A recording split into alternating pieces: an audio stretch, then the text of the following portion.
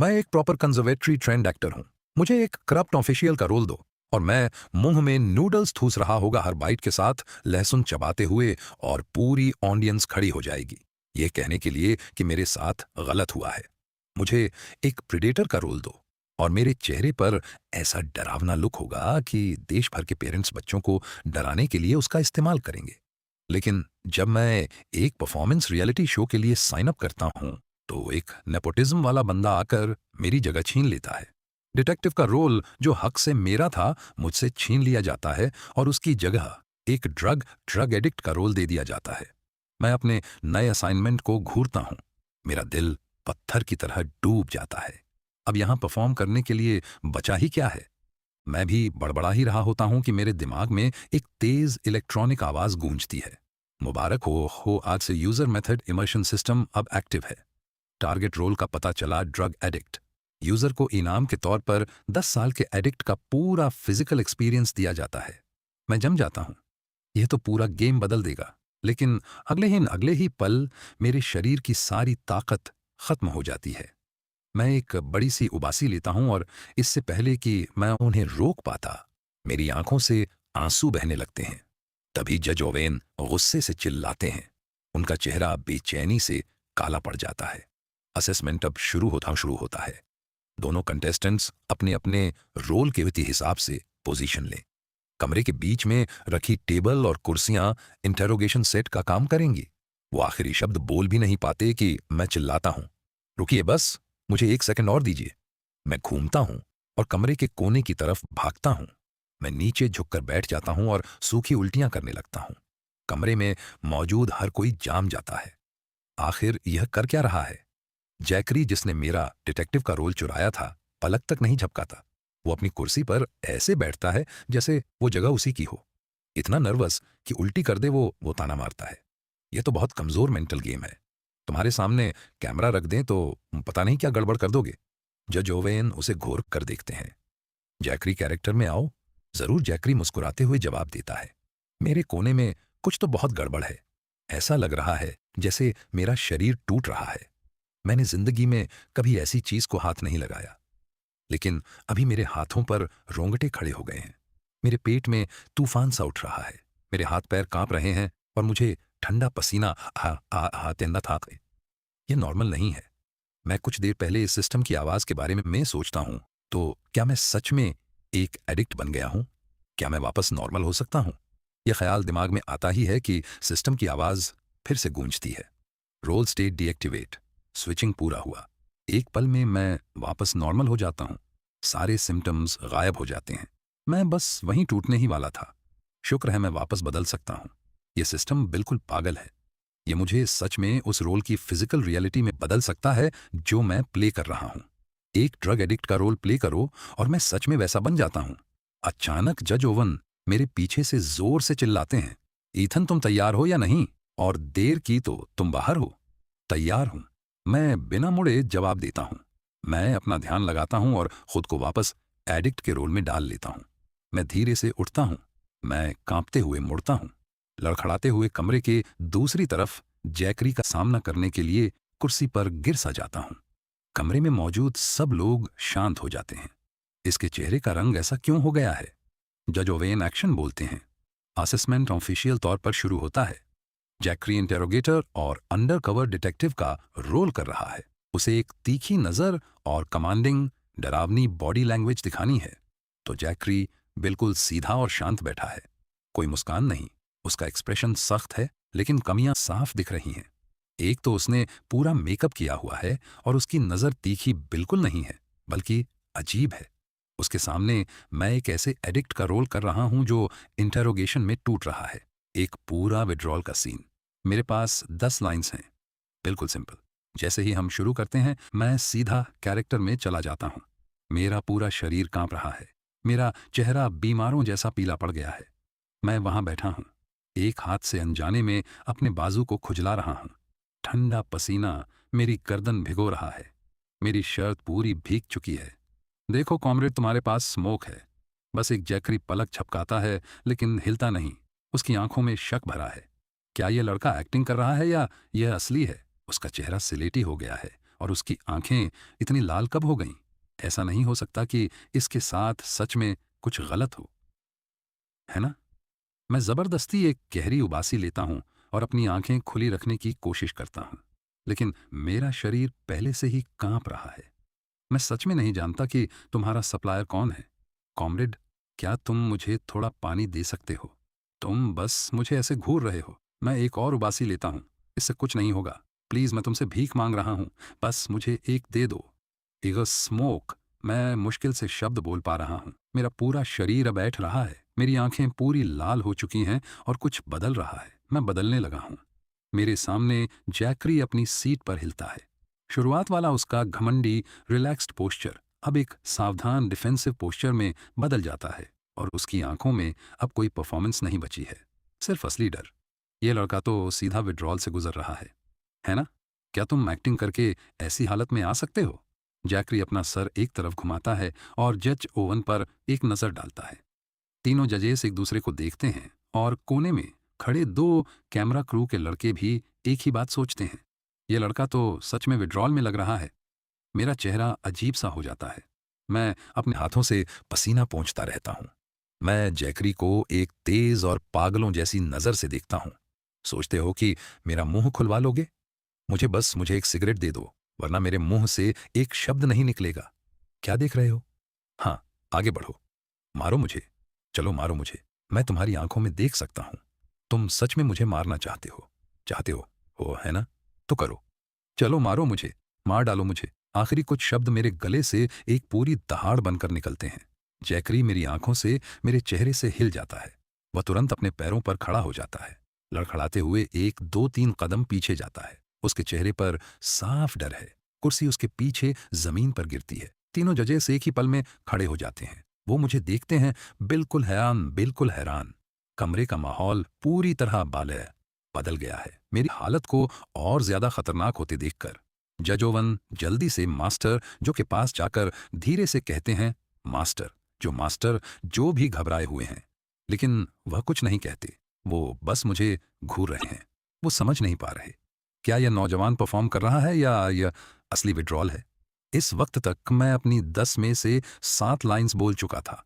खासकर वो आखिरी वाली, मेरी आवाज में पागलपन, हिस्टीरिया, और वो आखिरी लाइंस, मारो मुझे, मार डालो मुझे, सब उसी वक्त इम्प्रोवाइज किया था और उसका असर जबरदस्त था। मास्टर जे को अपने पूरे शरीर पर रोंगटे खड़े होते महसूस होते हैं। अगर यह सच में एक परफॉर्मेंस है, अगर यह आपको महसूस करा सकती है कि आप वही हैं, आपको सच में शक करने पर मजबूर कर सकती है कि यह लड़का सच में विड्रॉल में है या नहीं, तो यह एक्टिंग किसी चमत्कार से कम नहीं है। कोने में दोनों कैमरा वाले आपस में बात करते हैं। हे भगवान भाई, क्या यह लड़का सच में विड्रॉल से गुजर रहा है? मुझे तो असली लग रहा है। क्या हमें पुलिस को बुलाना चाहिए? अपने काम से काम रख। बॉस ने अभी तक कुछ नहीं कहा है। बस फिल्मिंग करते रहो भाई। मुझे लगता है वो अब आपसे बाहर होने वाला है। अगर उसने सच में टेबल पलट दी तो क्या हमें बीच में जाना होगा? मैंने सुना है विड्रॉल वाले लोग पागल कुत्तों जैसे होते हैं। एक बार काट लिया तो रेबीज का इंजेक्शन लगवाना पड़ेगा। वो अपनी बात पूरी नहीं कर पाता। एक जोर की आवाज उसकी बात काट देती है। मैं अब पूरी तरह खो चुका हूं। विड्रोल ने मुझे पूरी तरह जकड़ लिया है। मैं फट पड़ता हूं। टेबल हवा में उड़ जाती है। एक हल्की कुर्रानी की आवाज मेरे गले से निकलती है। सब कुछ गलत है। हर चीज दुश्मन है। मैं शांत बैठ नहीं सकता, खड़ा नहीं रह सकता। बेचैन गुस्से में एक पिंजरे में बंद जानवर की तरह जल रहा हूं, जो अपने पास की हर चीज को फाड़ देना चाहता है। मैं एक कश्त हूं, मैं गुर्राता हूं। फिर मैं सीधा जैकरी पर झपटता हूं। इस अचानक हमले से उसके चेहरे का रंग उड़ जाता है।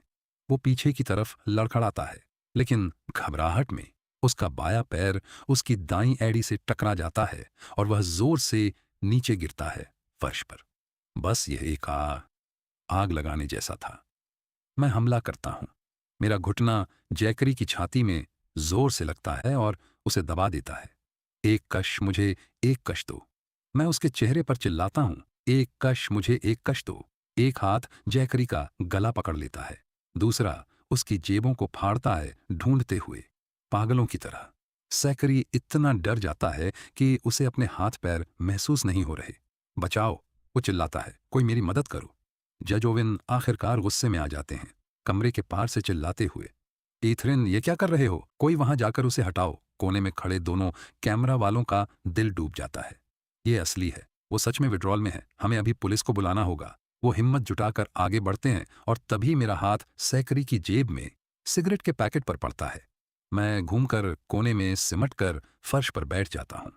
कांपते हाथों से मैं एक सिगरेट निकालने में कामयाब हो जाता हूँ। लाइटर बार बार मेरी उंगलियों से फिसलता है। आखिरकार मैं उसे जला लेता हूँ। मैं एक लंबा कश लेता हूँ। आंसू, नाक का पानी और थूक सब मेरे चेहरे पर मिले हुए हैं। एक लंबा सांस धुएं का बाहर निकलता है। मैं खुद से बड़बड़ाता हूँ, इसके लिए मर भी सकते हैं। कमरे के बीच में दोनों क्रू वाले जैकरी को घसीट कर ले जाते हैं। उसके पीछे फर्श पर एक लंबा गहरा निशान रह जाता है। जैकरी ने पेशाब कर दिया था। जॉन पहले से ही फोन पर पुलिस को बुला रहा है। पतन, माँ, जो और पीछे के एग्जिट की तरफ जाते हैं। किसी की हिम्मत नहीं हो रही मेरे पास आने की। मैं अपने कोने में सिमटा रहता हूँ। धीरे धीरे कश लेता रहता हूँ। फिर 10 मिनट बाद सायरन की आवाज आती है। दरवाजा जोर से खुलता है और 2 वर्दी वाले ऑफिसर अंदर आते हैं। जज ओवन उनसे मिलने के लिए दौड़ते हैं, मेरे कोने की तरफ इशारा करते हुए। वही है, वो विड्रॉल में है, उसने जरूर कुछ लिया है। देखो उसने हमारे एक कंटेस्टेंट के साथ क्या किया। दोनों ऑफिसर एक दूसरे को देखते हैं। एक स्टंट बटन के लिए हाथ बढ़ाता है, दूसरा पेपर स्प्रे का कैनिस्टर निकालता है। वह धीरे धीरे आगे बढ़ते हैं। जैसे ही वो मेरी तरफ आने वाले होते हैं, मैं अपना सर घुमाता हूं और उनकी तरफ देखता हूं, बिल्कुल बेइज्जत चेहरे के साथ। हे सॉरी, क्या किसी ने कट बोला? क्या आप दोनों सेटअप का हिस्सा हैं? ऑफिसर्स एक शब्द नहीं कहते। वो मुझे अपने साथ ले जाते हैं। जब मुझे बाहर ले जाया जा रहा होता है, बाहर सैकड़ों लोग अपने फोन उठाए हुए हैं और सबने एक ही कहानी सुनी है। एक कंटेस्टेंट जो कि एक एडिक्ट है, उसे असेसमेंट में एडिक्ट का रोल मिलता है और फिर वह परफॉर्मेंस के बीच में ही विड्रॉल में चला जाता है। सुनने में आया है उसने अपने कंपैटिट को इतना डरा दिया कि उसने पेशाब कर दी। कंपैटिट कौन है? कोई कॉस्प्ले स्ट्रीमर जो खुद को इथीरियल प्रिटी बॉय कहता है, उसने वहीं पर पेशाब कर दी। यह बात ऑनलाइन तेजी से फैल जाती है। हर तरफ अजीबोगरीब पोस्ट्स बढ़ने लगती हैं, लेकिन हर एक पोस्ट मेरे बारे में है। शाम तक सूरज डूबने वाला होता है। मैं आखिरकार पुलिस स्टेशन से बाहर निकलता हूँ। हवा से भी हल्का महसूस कर रहा हूँ। यूरिन टेस्ट और ब्लड पैनल दोनों क्लीन आते हैं। मेरे सिस्टम में कुछ भी नहीं है। उस असेसमेंट रूम में जो कुछ भी हुआ वो एक परफॉर्मेंस थी। मैं सामने के गेट से बाहर निकलता हूँ। एक ऑफिसर मेरे पीछे आता है, वही जिसने मुझे आज दोपहर को अंदर लाया था। उसका नाम है ऑफिसर माइल्स। हम सड़क के किनारे पहुंचते हैं और ऑफिसर माइल्स मेरे कंधे पर थपथपाते हैं। ठीक है बच्चे, घर जाओ और हम कंपटीशन के बारे में एक ऑफिशियल स्टेटमेंट तैयार करेंगे ताकि तुम्हारी तरफ से सब साफ हो जाए। शुक्रिया ऑफिसर माइल्स। मैं हाथ बढ़ाकर उनसे हाथ मिलाता हूँ। ऑफिसर माइल्स हंसते हुए अपना सर हिलाते हैं। कोई बात नहीं। सच कहूं, जब मैंने पहली बार तुम्हें देखा, हाँ, मुझे सच में लगा तुम विड्रॉल में हो। पर वो सब एक एक्ट था, मानना पड़ेगा। ये कुछ अलग ही था। अच्छे शब्दों के लिए शुक्रिया। मैं एक हल्की सी मुस्कान देता हूँ। ठीक है, अब जाओ तुम, मैं निकलता हूँ फिर।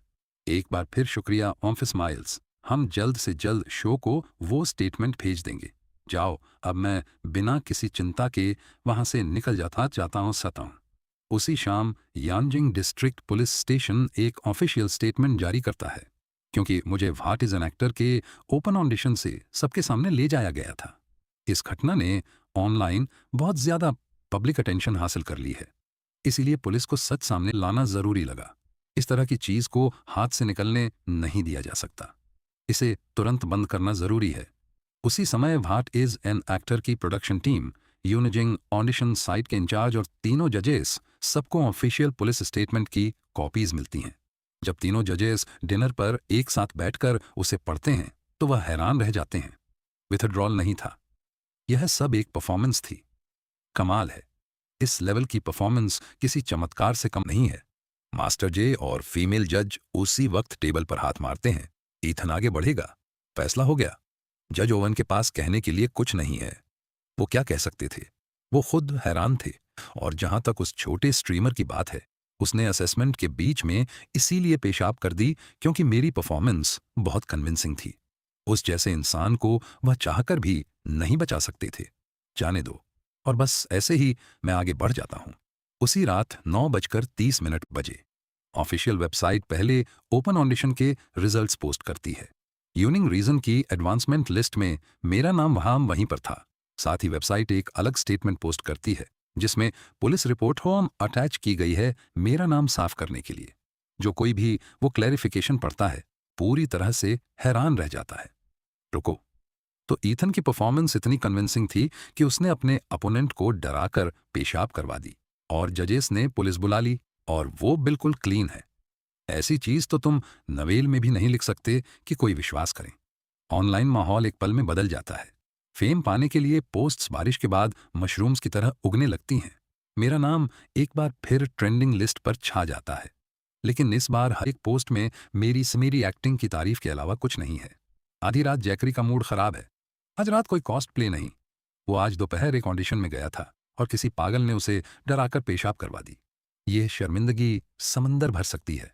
उसका लाइव जाने का बिल्कुल मन नहीं है, लेकिन उसे जाना पड़ेगा। उसके फैंस को फेस टाइम चाहिए। यही उसकी ऑडियंस को बनाए रखने का गोल्डन रूल है। रेगुलरली चेक इन करो, कनेक्शन को वार्म रखो। तो जैकरी कैजुअल कपड़े पहनता है और खुद को थोड़ा ठीक करता है। ब्यूटी फिल्टर्स ऑन करके वो इथेरियल प्रीटी बॉय बन जाता है। एक बार फिर वो लाइव जाता है। जैसे ही स्ट्रीम शुरू होता है उसका मुंह असम खुला का खुला रह जाता है। 500 से ज्यादा व्यूअर्स पहले से ही उसके लगभग 3 लाख फॉलोअर्स हैं, लेकिन उसकी लाइव ऑडियंस मुश्किल से ही 10,000 पार करती है। आमतौर पर बस कुछ हजार ही होते हैं। आज क्या हो रहा है? नंबर्स बढ़ते ही जा रहे हैं, जैसे सब उसका इंतजार कर रहे थे। जैकरी का मूड ठीक हो जाता है। वो कैमरा के लिए पोज देता है। सबको शुभ रात्रि।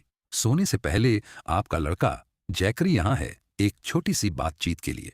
वो बीच में ही रुक जाता है। उसका चेहरा जम जाता है। स्क्रीन पर कमेंट्स की बाढ़ आ जाती है। चैट पूरी तरह से भरी हुई है। स्ट्रीमर सुना तुमने पेशाब कर दी? मर गया मैं। सच कहूं, मैं यहाँ इस उम्मीद से आया था कि तुम्हें हैंडस्टैंड करते और होश खोते देखूंगा। ऑडिशन के रिजल्ट्स देखे मैंने सुना ईथन आगे बढ़ गया है। हो ही नहीं सकता।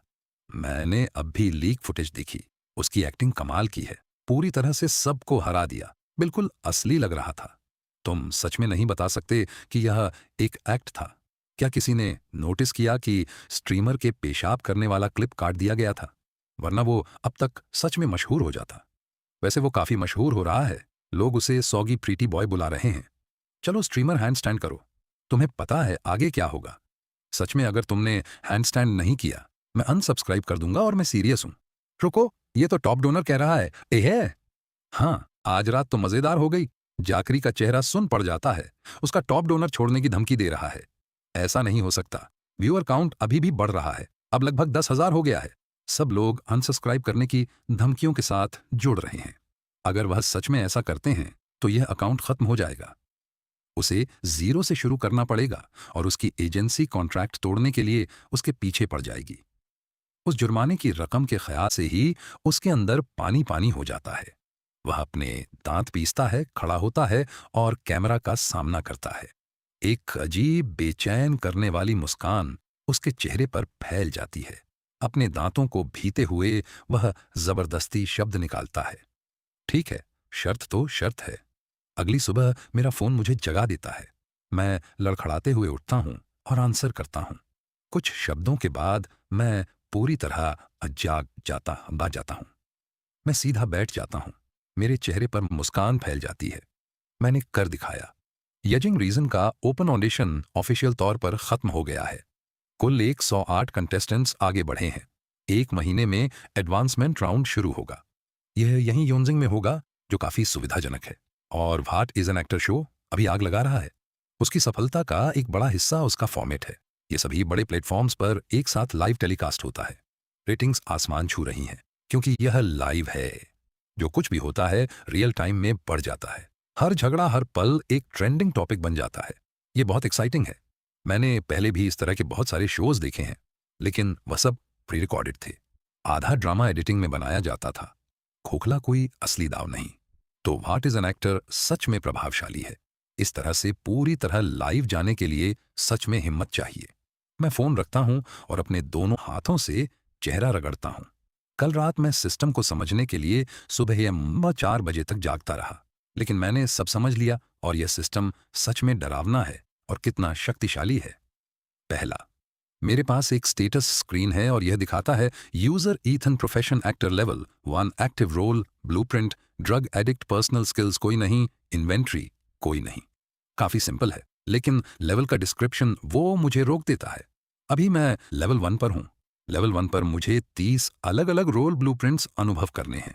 30 रोल ब्लूप्रिंट्स अनलॉक करो और मैं लेवल 2 पर पहुंच जाऊंगा। तो लेवल 1 और लेवल 2 में क्या फर्क है? लेवल 1 पर हर रोल जिसे मैं एक्सेस कर सकता हूं एक आम इंसान है। सोचो, एडिक्ट्स, शेफ्स, लॉयर्स, टीचर्स, रोजमर्रा की जिंदगी के असली लोग, सच्चाई पर आधारित कैरेक्टर्स। लेकिन लेवल 2 पर लिस्ट बढ़ जाती है। एक नई कैटेगरी अनलॉक होती है, ऐसे रोल्स जो असली दुनिया में मौजूद नहीं है, जैसे कि योद्धा, हर मार्शल आर्ट्स रोल, हर एक्शन हीरो रोल, सब कुछ अवेलेबल हो जाता है। मेरे सिस्टम का नाम मेथड इमर्जन सिस्टम है। इसका मतलब है कि जिस पल मैं एक रोल लेता हूं, सिस्टम मुझे उस रोल में बदल देता है, शरीर, पहचान और उससे जुड़ी सभी स्किल्स के साथ। तो जब मैं लेवल 2 पर पहुंच जाऊंगा, अगर मैं एक प्राचीन मार्शल आर्ट्स मास्टर या एक मॉडर्न डे असासिन का रोल प्ले करता हूं, तो मैं सच में उनमें से एक बन जाऊंगा, असली लड़ाई की स्किल्स, असली मारने की टेक्निक्स के साथ। और लेवल 3 और भी एक्सट्रीम। लेवल 3 पर रोल्स फैंसी के दायरे में फैल जाते हैं। मतलब अगर मैं एक फैंसी एपिक में एक रोल प्ले करता हूं, तो मुझे असली अलौकिक शक्तियां मिलेंगी, यहां तक कि खास क्षमताएं और टेक्निक्स भी। यही है मेथड इमर्जन सिस्टम, और यह असाधारण रूप से शक्तिशाली है। ठीक वैसा ही उभार जैसा मेरे जैसे इंसान को मिलना चाहिए। हर महान अंडरडॉग स्टोरी ऐसे ही सिस्टम से शुरू होती है। तो हाँ, मैं उत्साहित हूं। भविष्य बहुत उज्जवल है, लेकिन शीर्ष तक पहुंचना और उच्च स्तर पर मिलने वाली शक्ति का इस्तेमाल करने में बहुत समय लगेगा। सिस्टम में एक सीमा है। मेरा रोल एक्टर के प्रोफेशन से बंधा हुआ है। इसका मतलब है कि मैं सिर्फ असली परफॉर्मेंसेस के जरिए ही रोल ब्लूप्रिंट्स अनलॉक कर सकता हूं। मैं यह अकेले नहीं कर सकता। मैं सिस्टम को गेम नहीं कर सकता और अकेले रोल्स नहीं ग्राइंड कर सकता। मुझे यह ईमानदारी से करना होगा।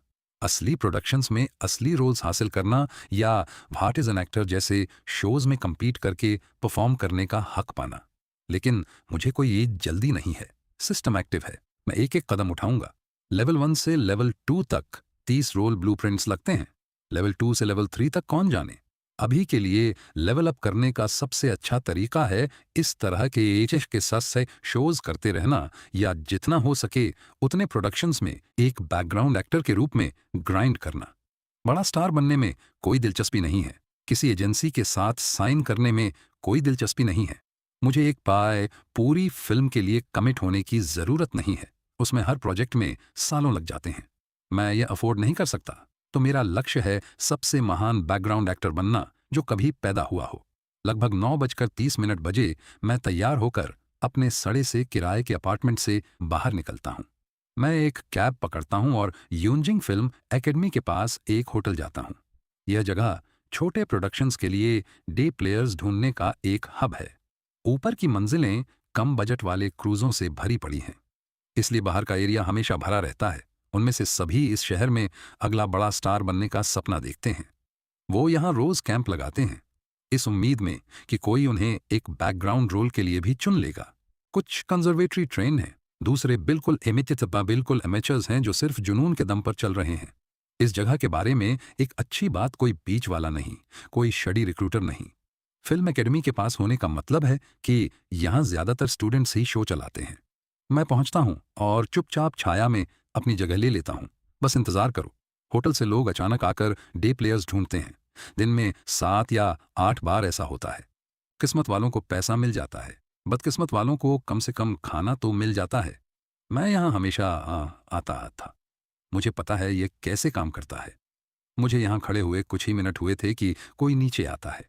एक मोटा सा जवान लड़का नीली शर्ट में पसीने से भीगा हुआ, बगलों में गहरे धब्बे साफ दिख रहे थे। वह मुश्किल से बाहर निकलता है और चिल्लाने लगता है, कोई जो खाना बना सकता हो, कोई चाहिए जो वॉक टॉस कर सके। उम्र 25 से 35 साल, लाइंस भी हैं। यह शब्द उसके मुंह से निकले ही थे कि भीड़ आगे बढ़ जाती है। मैं खाना बना सकता हूँ, मैं वॉक टॉस कर सकता हूँ, मैं इसमें बहुत अच्छा हूँ। मैं 36 साल का हूँ। क्या इससे कोई फर्क पड़ता है?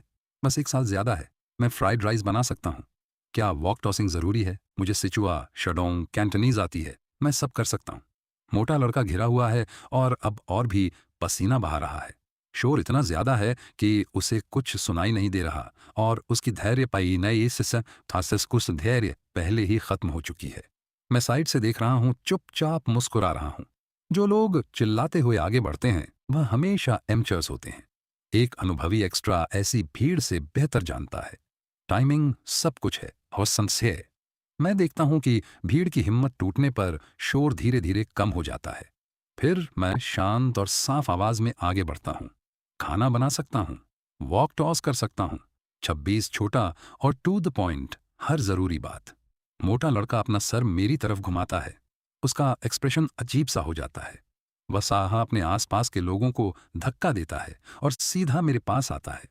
तुम जाने पहचाने लग रहे हो, रुको। तुम वही हो ना जो कल भाट इज एन एक्टर के ऑडिशन में थे? इथेन सही है ना? वही जिसने ड्रग एडिक्ट का रोल किया था और पुलिस आ गई थी। मैं हल्के से सर हिलाता हूँ। हाँ, वो मैं ही हूँ। वो खुश हो जाता है। और तुम अभी भी यहाँ काम ढूंढ रहे हो? ठीक है, तुम सेलेक्ट हो, मेरे पीछे आओ। मैं मन ही मन मुस्कुराता हूँ। हो गया। मैं उसके पीछे ऊपर जाता हूँ और रोल के बारे में जानकारी लेता हूँ। ये कम बजट की अर्बन ड्रामा है। उन्होंने आज सुबह से शूटिंग शुरू की है। यह स्काउटिंग पोस्ट अब खत्म होने वाला है। ज्यादातर रोल्स पहले ही कास्ट हो चुके हैं, लेकिन आज सुबह सेट से एक कॉल आया था। पहले सीन में जो बैकग्राउंड कैरेक्टर, एक शेफ जिसके 2 लाइंस थे, का रोल करने वाले एक्टर का कार एक्सीडेंट हो गया है और वह नहीं आ सकता। तो उन्होंने यहां कॉल करके आखिरी मिनट में रिप्लेसमेंट ढूंढने के लिए कहा। यह बस एक छोटा सा रोल है, 2 लाइंस और काम खत्म। जैसे ही कोई सिलेक्ट हो जाता है, वह सीधा सेट पर जाते हैं। कमरे में कास्टिंग असिस्टेंट डायरेक्टर, एक अधेड़ उम्र का आदमी, काले फ्रेम के चश्मे पहने हुए, मुझे एक नजर देखता है और रुक जाता है। मोटा लड़का उसके कान में धीरे से कुछ कहता है। असिस्टेंट डायरेक्टर की आंखें चौधी हो जाती हैं। ओह, यह वही है, वो कल वायरल हुआ था। बिल्कुल अनजान ने ड्रग एडिक्ट का रोल किया और पुलिस आ गई। ये तो काफी अच्छा ब्रेकआउट है। वो मुझे सर हिलाकर इशारा करता है। लड़के में कुछ तो बात है, लेकिन तुम्हें पता है हमें यहाँ क्या चाहिए, है ना? 2 लाइंस बैकग्राउंड रोल। दिलचस्पी है? हाँ, कोई हिचकिचाहट नहीं। और तुम सच में वॉक टॉस कर सकते हो। मैं सर हिलाता हूँ। तो तुम हमारे साथ सेट पर आओगे? तुम्हें 3 दिन के लिए जरूरत पड़ सकती है। सभी किचन सीन्स कुकिंग कर सकते हो। पैसा स्टैंडर्ड डेट पर मिलेगा। 150 एक दिन। तुम कल ट्रेंड कर रहे थे, लेकिन तुम अभी भी एक बैकग्राउंड एक्टर हो। हमारी रेंज 100 से 150 है, क्योंकि तुम कंजर्वेटरी ट्रेंड हो। तुम्हें टॉप एंड मिलेगा। मेरे लिए ठीक है। तो कॉन्ट्रैक्ट साइन करो। हम 20 मिनट में सेट के लिए निकल रहे हैं। मोटा लड़का जल्दी से स्टैंडर्ड बैकग्राउंड एक्टर कॉन्ट्रैक्ट लेकर आता है। एक्स्ट्रास के लिए बस एक फॉर्मेलिटी। यह कॉन्ट्रैक्ट सिर्फ ईमानदार लोगों को बांधते हैं। 150 एक दिन, स्टैंडर्ड रेट। मैं अपना नाम साइन करता हूं और जैसे ही मैं खत्म करता हूं, बिल्कुल सही समय पर सिस्टम की घंटी बजती है। टारगेट रोल मिला, शेफ मुबारक हो, उस आए हो यूजर। अब आप एक अनुभवी एलिट मास्टर शेफ हैं। सिचुआन, शानोंग, कैंटनीज और आनोई सहित सभी 8 महान क्वजन्स में महारत हासिल। सैकड़ों क्षेत्रीय और अंतर्राष्ट्रीय स्वादों में विशेषज्ञ राजकीय भोज की क्वजन पर पा पूरा नियंत्रण। मंचूहान शाही भोज परंपरा के असली उत्तराधिकारी। मेरी आंखें चमक उठती हैं। सच में यह सब मेरे पूरे शरीर में गर्मी फैल जाती है, जैसे गर्म पानी के टब में डूब रहा हूं। अनगिनत रेसिपीज मेरे दिमाग में आ जाती हैं और एक पूरा सात सेट आदतों और इंस्टिंक्ट्स का मेरी हड्डियों में गहराई तक बैठ जाता है। अद्भुत यह एहसास कुछ अलग ही है। लेकिन मैं अभी के लिए वापस बदल जाता हूं। मैं सेट पर पहुंचकर दिखाऊंगा कि मेरे पास क्या है। 1 घंटे बाद मैं मोटे लड़के और असिस्टेंट डायरेक्टर के साथ वेस्ट 3rd रिंग रोड के पास एक छोटे से रेस्टोरेंट में जाता हूं। यह फिल्म लोकेशन है, जगह पुरानी है, देखने से कम 20 साल पुरानी लगती है। वो यही चाहते थे। जब मैं अंदर जाता हूं और पहले से सेट पर मौजूद एक्ट्रेस को देखता हूं, तो मैं रुक जाता हूं। फीमेल लीड कोई और नहीं बल्कि वो लड़की है जो कल मेरी कंपटीशन बनने वाली थी। डायना, वह भी एक न्यू कमर लगती है, लेकिन उसने फीमेल लीड का रोल हासिल कर लिया है। कम बजट हो या ना हो, ये फिर भी एक ड्रामा सीरीज है। उसका सीन जल्दी खत्म हो जाता है। उसका look sweet girl next door जैसा है, लेकिन उसकी एक्टिंग कच्ची है। बर्तन धोने के लिए झुकने जैसा एक साधारण सीन कई टेक्स लेता है। उसे हर पल इतने ध्यान से करते देखकर मैं मन ही मन सोचता हूँ, न्यू कमर्स के लिए यहाँ बहुत मुश्किल है, खासकर युवा महिलाओं के लिए। डायना एग्जिट की तरफ चलने लगती है और मैं उसे सर हिलाकर इशारा करने ही वाला था कि वह मुझे एक बार सपाट नजर से देखती है और चलती रहती है। मैं पलक झपकाता हूँ। सच में ऐसे बिहेव कर रही है जैसे हम कभी मिले ही ना हो। डायना पहले ही जा चुकी है। मैं सर हिलाता हूँ और जाने देता हूँ। यही शोबिस होते है, इज्जत ऊपर की तरफ बहती है, आसपास नहीं। अगर हम सड़क पर एक दूसरे से टकराते तो वह शायद सर हिला देती शायद, लेकिन यहाँ सेट पर वो फीमेल लीड है। मैं बस एक आखिरी मिनट का बैकग्राउंड एक्टर हूँ। फर्क साफ दिखता है। कोई बेहतर सोशल इंस्टिंक्ट्स वाला इंसान शायद एक नम्रता से प्रणाम कर देता। जिन लोगों में कम सोशल अवेयरनेस होती है वो तो कोशिश भी नहीं करते। एक बेकार एक्स्ट्रा पर सांस क्यों बर्बाद करें? और अगर उसका शो किसी तरह हिट हो जाता है, अगर वो रातों रात मशहूर हो जाती है, तो मैं क्या हूं? अभी भी बस एक एक्स्ट्रा। मैं इसके साथ जी सकता हूं। उसका लुक स्वीट है, वो गर्ल नेक्स्ट डोर वाली छाम। लेकिन इस इंडस्ट्री में कोई भी लीड रोल बिना पर्दे के पीछे कुछ हुए नहीं हासिल करता। कभी भी चेहरे से मत आको। मैं एंट्रेंस के पास खड़ा होकर इंतजार करता हूं। अंदर असिस्टेंट डायरेक्टर काफी देर से डायरेक्टर से धीरे धीरे बात कर रहा है। क्या हो रहा है? कुछ गलत है। एक बैकग्राउंड एक्टर की जगह से कैसे प्रॉब्लम हो सकती है? मैं अपनी गर्दन ऊंची करता हूं। किचन में कोई हाय लगता है। वह शेफ के रूम में है। वो एक बड़े से वॉक के साथ जूझ रहे हैं। अजीब हो ही नहीं सकता। क्या अभी किसी को रिप्लेस किया गया है? बिल्कुल सही। असिस्टेंट डायरेक्टर बाहर आता है और सीधा मेरे पास आता है, चेहरा गंभीर। ईथिन, ये सिचुएशन है। हमारे वापस आने से पहले फीमेल लीड अपने साथ किसी को लाई थी। तुम समझ रहे हो मैं क्या कहना चाहता हूं? वो इंसान किचन में है। समझ गया। इसीलिए डायना का ठंडा लगभग दुश्मनाना लुक था। जब मैं अंदर आया, उसने किसी को आज को अंदर घुसाया था अपनी पसंद का। उन्हें थोड़ा एक्सपोजर दिलाने की कोशिश कर रही थी। सेट पर यह कोई अनोखी बात नहीं है, हर वक्त होता रहता है। मैं इसका कोई मतलब नहीं निकालता, लेकिन मैंने इस असिस्टेंट डायरेक्टर के साथ एक कॉन्ट्रैक्ट साइन किया था। इसका क्या होगा? वो मेरे माथे पर शिकन देखता है। वो मेरे कंधे पर थपथपाता है और अपनी आवाज धीमी करता है। शांति ईथन, अभी चिंता मत करो। इन सीन्स में शेफ का रोल बस बैकग्राउंड है। ये सच है और ये सिर्फ 3 दिन का है, लेकिन डायरेक्टर डिटेल पर बहुत ध्यान देते हैं। वो जो आदमी अंदर है, उसे खाना बनाना नहीं आता। किचन में उसकी एनर्जी बिल्कुल गलत है। उन्होंने पहले से ही 1 दर्जन टेक ले लिए हैं। जब तक वह वापस नहीं आए, एक भी काम नहीं कर रहा। इसीलिए डायरेक्टर देखना चाहते हैं कि तुम्हारे पास क्या है। अगर तुम्हारी फील सही है तो तुम रहोगे, अगर नहीं तो वह जो उनके पास है उससे काम चला लेंगे। समझ गए? मैं हंसता हूं। समझ गया। वो सांस छोड़ता है। वो कुछ देर मुझे देखता है, फिर झुकता है। मैंने तुम्हारा कल वाला क्लिप देखा था। ड्रग एडिक्ट वाले सीन ने एक अलग इंप्रेशन छोड़ा। मुझे अभी भी नहीं पता कि तुम एक्टिंग कर रहे थे या नहीं। तुम कहते हो कि तुम खाना बना सकते हो, जाओ दिखाओ। मैं किचन की तरफ चलता हूँ, आराम से और ढीला, और बीच रास्ते में मैं शेफ मोड में आ जाता हूँ। किचन में मैं कॉस्ट्यूम में हूँ, लेकिन अभी तक मेकअप नहीं हुआ है। डायरेक्टर बस ये देखना चाहते हैं कि मुझे फील है या नहीं। कोई भी रोल, चाहे वह बैकग्राउंड का ही क्यों ना हो, तुम्हें उसे अंदर से अपनाना होगा। उसे अपनाना होगा और कैरेक्टर अपने आप आ जाएगा। तो किचन के दरवाजे पर एक भीड़ जमा हो जाती है। लाइट्स कैमरा पोजीशन में। डायरेक्टर बाहर बैठकर मॉनिटर देख रहे हैं। डायना भी दरवाजे पर घुस आती है। उसका पसंदीदा आदिता आदमी उसके पास खड़ा है। वो जवान लड़का मेरी पीठ देखता है और उसकी तरफ झुकता है। अब क्या करें? बस देखो, वो धीरे से कहता है। वो भी जवान है। शेफ की फील को नकल करना आसान नहीं है। चिंता मत करो। अंदर क्लपर बजता है और आवाज आती है, एक्शन। मैं स्टोव के पास जाता हूं और एक अनुभवी हाथ से बर्नर जलाता हूं। मैं एग फ्राइड राइस बना रहा हूं, बिल्कुल रोजमर्रा की चीज। डायरेक्टर को इससे कोई फर्क नहीं पड़ता कि यह कितना अच्छा लगता है। वो ये जानना चाहते हैं कि क्या मुझ में एक असली शेफ की फील है। जिस पल वो मुझे वेलकम करते और मॉनिटर पर कड़छी उठाते देखते हैं, उनकी आंखें चमक उठती हैं।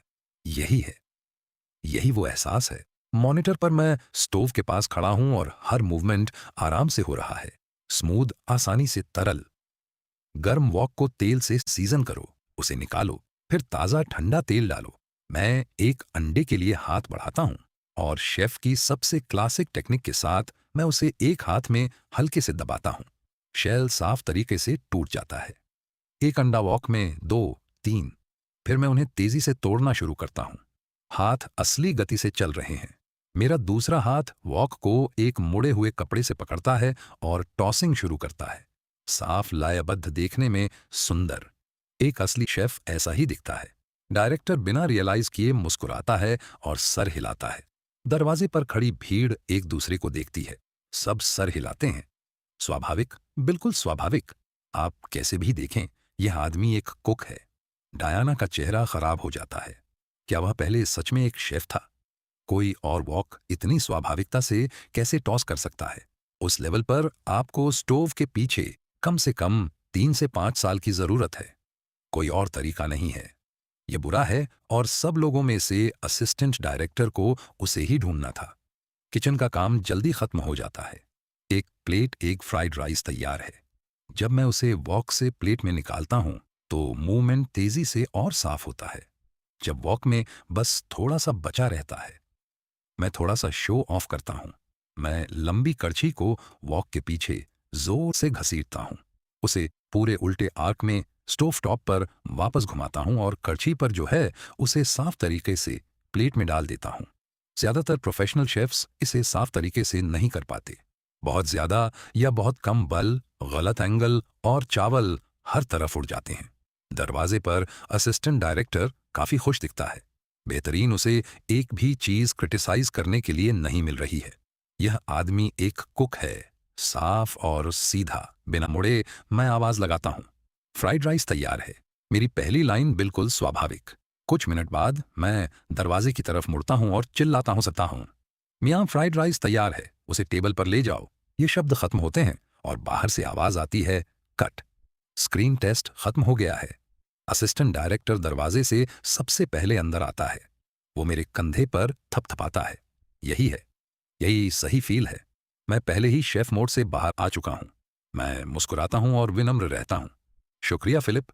डायरेक्टर पीछे आते हैं। उनका चेहरा न्यूट्रल रहता है, लेकिन उनकी आंखें झूठ नहीं बोलती। वो खुश हैं। वो किचन के दरवाजे पर रुकते हैं और अपनी आवाज ऊंची करते हैं। वो सिलेक्ट हो गया है, उसे मेकअप के लिए ले जाओ। चलो इसे ठीक से करते हैं। और ईथन, एक और प्लेट फ्राइड राइस बनाओ। वही फील रखो। जो तुमने अभी किया वो सही था। वो बाकी क्रू की तरफ मुड़ते हैं। सब लोग पोजीशन ले। डायाना, अपनी सीन्स खत्म करो। चलो, डायाना की आवाज में एक अनिच्छा का नोट है, लेकिन इसमें उसकी कोई बात नहीं सुनी जाएगी। वो अपने पसंदीदा आदमी के बाजू पर एक सांत्वना भरा थपथपाता है और उसे बाहर जाने का इशारा करती है। कम से कम उसे अभी भी अपने सीनन्स खत्म करने हैं। मेकअप आर्टिस्ट मुझ पर काम शुरू करता है। इस तरह के पुराने रेस्टोरेंट में एक शेफ के लिए लुक चिकना, घिसा पिटा, अनुभवी हाउस होना चाहिए। डायरेक्टर पास खड़े हैं, मेकअप आर्टिस्ट को नोट्स दे रहे हैं। कुछ ही शब्दों में मैं पहले से ही बता सकता हूं कि यह डायरेक्टर वास्तव बहुत मेहनती है। वह हर डिटेल पर ध्यान देते हैं। अगर स्क्रिप्ट में दम है तो ये लो बजट सीरीज सच में देखने लायक हो सकती है। एक प्रोडक्शन की आत्मा ज्यादातर डायरेक्टर में रहती है। एक्टर्स दूसरे स्थान पर आते हैं। डायरेक्टर अपने नोट्स खत्म करके जाने के लिए मुड़ते हैं। रास्ते में वह उस फ्राइड राइस की प्लेट पर एक नजर डालते हैं जो मैंने पहले बनाई थी। कुछ उन्हें उसकी तरफ खींचता है। वो उसे उठाते हैं। लगभग 15 मिनट बाद फिल्म सच में शुरू होती है। क्लैपर लोडर, लाइट्स और कैमरास सब हरकत में आ जाते हैं।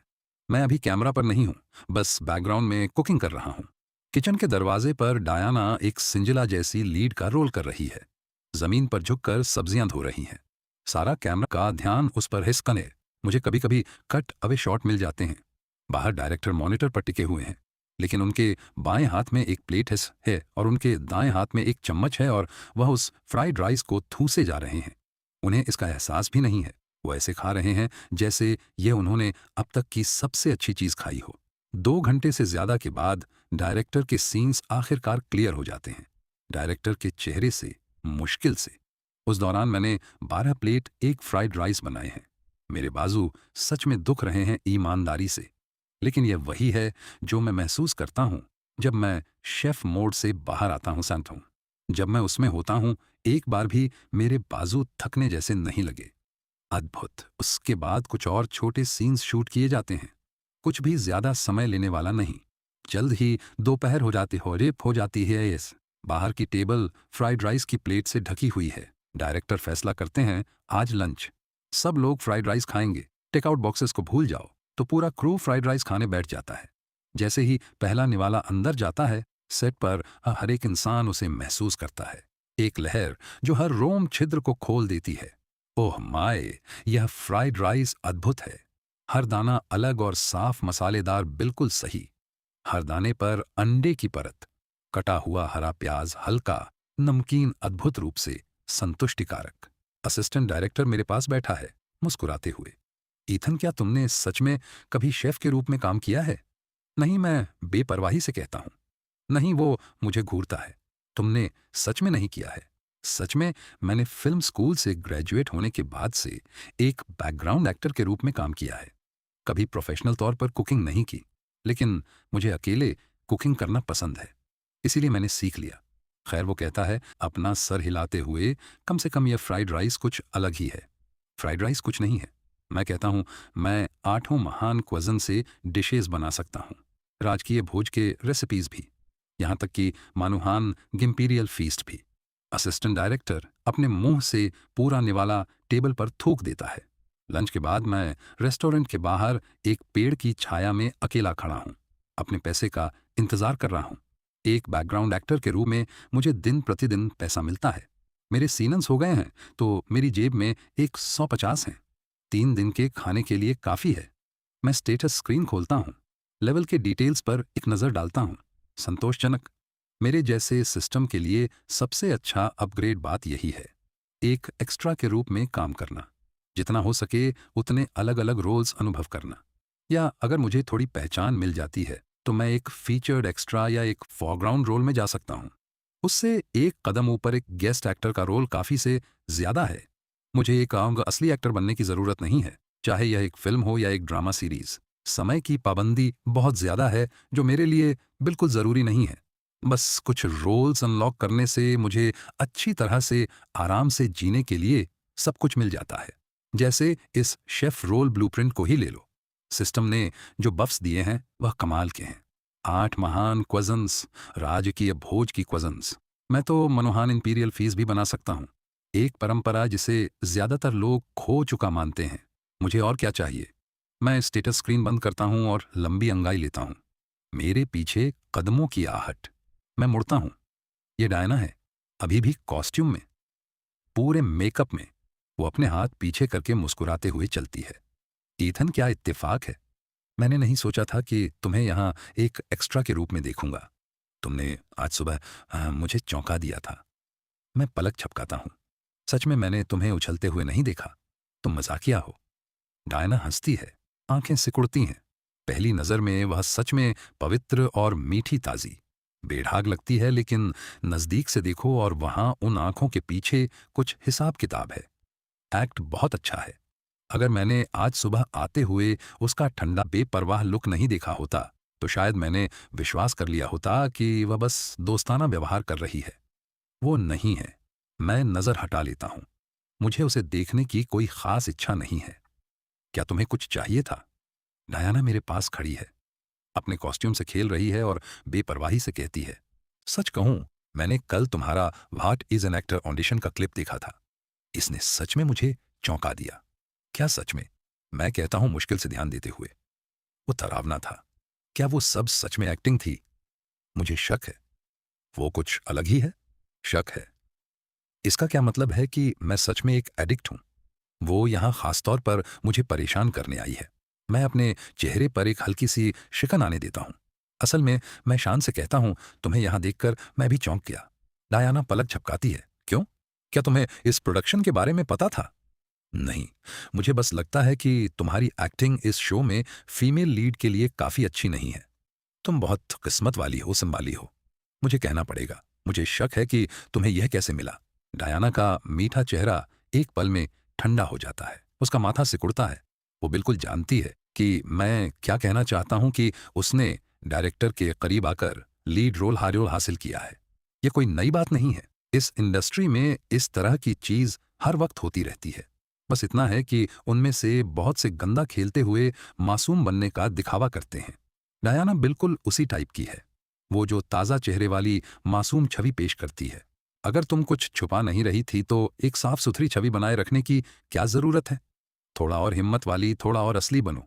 तुम शायद ज्यादा दिलचस्प लगोगी। मैं मुड़कर चला जाता हूँ डायना, और उसके भीते हुए जबड़े को नजरअंदाज करते हुए मैं बस एक एक्स्ट्रा हूँ। 3 दिन का बैकग्राउंड काम जो भी हो, मैं रेस्टोरेंट में वापस जाता हूँ और असिस्टेंट डायरेक्टर को ढूंढता हूँ। आज के पैसे मुझे जल्दी मिल जाते हैं। जैसे ही मैं जाने वाला होता हूँ, वह मुझे एक तरफ खींचता है, मेरे कंधे पर थपथपाता है और मुस्कुराता है। ईथन डायरेक्टर ने कल के सीन्स में कुछ आखिरी मिनट के बदलाव किए हैं। उसने तुम्हारे लिए कुछ सीन्स जोड़े हैं। कुछ और लाइंस तुमने कहा था कि तुम 8 महान क्वजन्स राजकीय भोज के रेसिपीज कर सकते हो। मानुहान इंपीरियल फीस्ट सही था। मैं सर हिलाता हूँ। वो अपनी आवाज धीमी करता है, मुस्कुराते हुए। एक राजकीय भोज की डिश है जिसे स्क्विरल मैड्रिन फिश कहते हैं। तुम्हें पता है? मुझे पता है। अच्छा, कल के जोड़े गए सीन में यही चाहिए। लगता है तुम संभाल लोगे। तो उस डिश को ठीक से बनाने में समय लगता है। हमें पैसे के बारे में बात करनी होगी। कोई दिक्कत नहीं। दिन के लिए 1500। गेस्ट एक्टर रेट सही है तो फिर ठीक है। अमद आको खां आम जी सन थे ये बस सीखती था खा। हाँ ठीक है, लेकिन एक शर्त है। बैकग्राउंड एक्टर हो या ना हो, तुम्हें लाइंस ठीक से बोलनी होंगी। कल के लिए 9 लाइंस जोड़ी गई हैं। कोई दिक्कत नहीं। अच्छा, कल अपना बेस्ट देना। सच कहूं, इस शेफ रोल के लिए तुम्हारी फील से मैं सच में अनिश्चित हूं कि तुम एक एक्टर हो या एक कुक। ठीक है, घर जाओ। कल सुबह 10:30 बजे ठीक मिलते हैं। मैं मुड़कर चला जाता हूं। सामने छाया में डायना डायरेक्टर से बात कर रही है, उत्साहित। मुझे उसके कहने के कुछ टुकड़े सुनाई देते हैं। तुम्हें सच में लगता है कि वह एक्टिंग कर रहा था? ऑनलाइन बहुत से लोग कह रहे हैं कि वह एक असली विड्रॉल था। हमें उसके बैकग्राउंड के बारे में कुछ नहीं पता और तुम उसे और सीन्स दे रहे हो। जिस तरह से वह आखिरी शब्द कहती है, वह नरम और चिपकू लगता है, लगभग घनिष्ठ, घिनौना। अगर वह उस डायरेक्टर के साथ सोई नहीं है तो मैं अपना ही सर खा जाऊंगा। यह इंडस्ट्री एक नाला है, कोई भी इससे साफ नहीं निकलता। मैंने कभी यह दावा नहीं किया कि मैं साफ हूं, वरना मैं घुसने की कोशिश नहीं कर रहा होता। मैं बिना पीछे मुड़े सेट से चला जाता हूं, एक कैब पकड़ता हूं, सीधा घर। अगले दिन सुबह 11 बजे वापस। रेस्टोरेंट के सेट पर मैं तैयार हूं।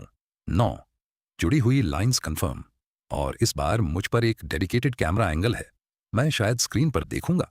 स्कूल से निकले हुए मुश्किल से 1 साल हुए। किसी के लिए ऐसा मौका एक बेकार एक्स्ट्रा के रूप में ग्राइंड करना सच में दुर्लभ है, खासकर जब आज की डिश स्क्विरल मैड्रिन फिश है, एक राजकीय भोज का क्लासिक। किचन में मेरे अंदर का मास्टर शेफ हावी हो जाता है। क्लैपर बजता है और आवाज आती है। एक्शन मेरी कड़छी पहले से ही चल रही है। लंच के समय रेस्टोरेंट भरा हुआ है। डायरेक्टर, असिस्टेंट डायरेक्टर डायना और मैं सब एक ही टेबल पर बैठे हैं। टेबल के बीच में स्क्विरल मैंड्रिन फिश, बाहर से कुरकुरी, अंदर से नरम, रंग गहरा सुनहरा नारंगी, स्वाद मीठा और खट्टा, टेक्सचर नाजुक, खुशबू अमीर और नमकीन। मछली जबान पर पिघल जाती है। टोफू रेशम जैसा मुलायम है। सॉस सबको एक साथ जोड़ती है और आप बस खाना बंद नहीं कर सकते। टेबल पर हर कोई उसमें खो जाता है, यहाँ तक कि डायना, जो मेरे प्रति अपनी दुश्मनी मुश्किल से छुपा पाती है। राजकीय भोज की डिश का एक निवाला लेती है और लगभग अपनी चॉपस्टिक्स गिरा देती है। यह अद्भुत है। मैंने ऐसा कुछ कभी नहीं खाया है, 5 स्टार होटल में भी नहीं। वो सच में नहीं समझ पा रही है यह लड़का क्या है। एक एक्टर, एक एडिक्ट, एक शेफ।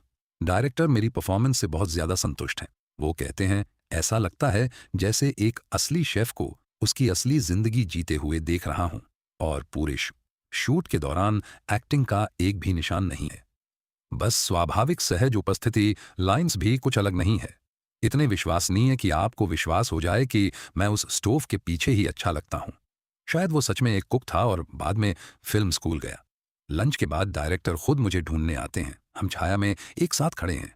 वो गर्मी से मुस्कुराते हैं। ईथन, मुझसे ईमानदारी से बताओ, क्या तुमने कभी शेफ के रूप में काम किया है?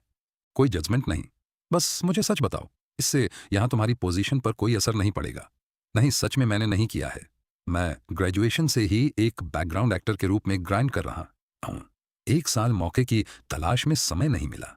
कुछ और मैं प्रोफेशनल तौर पर कब कुकिंग करता। तुमने सच में नहीं किया।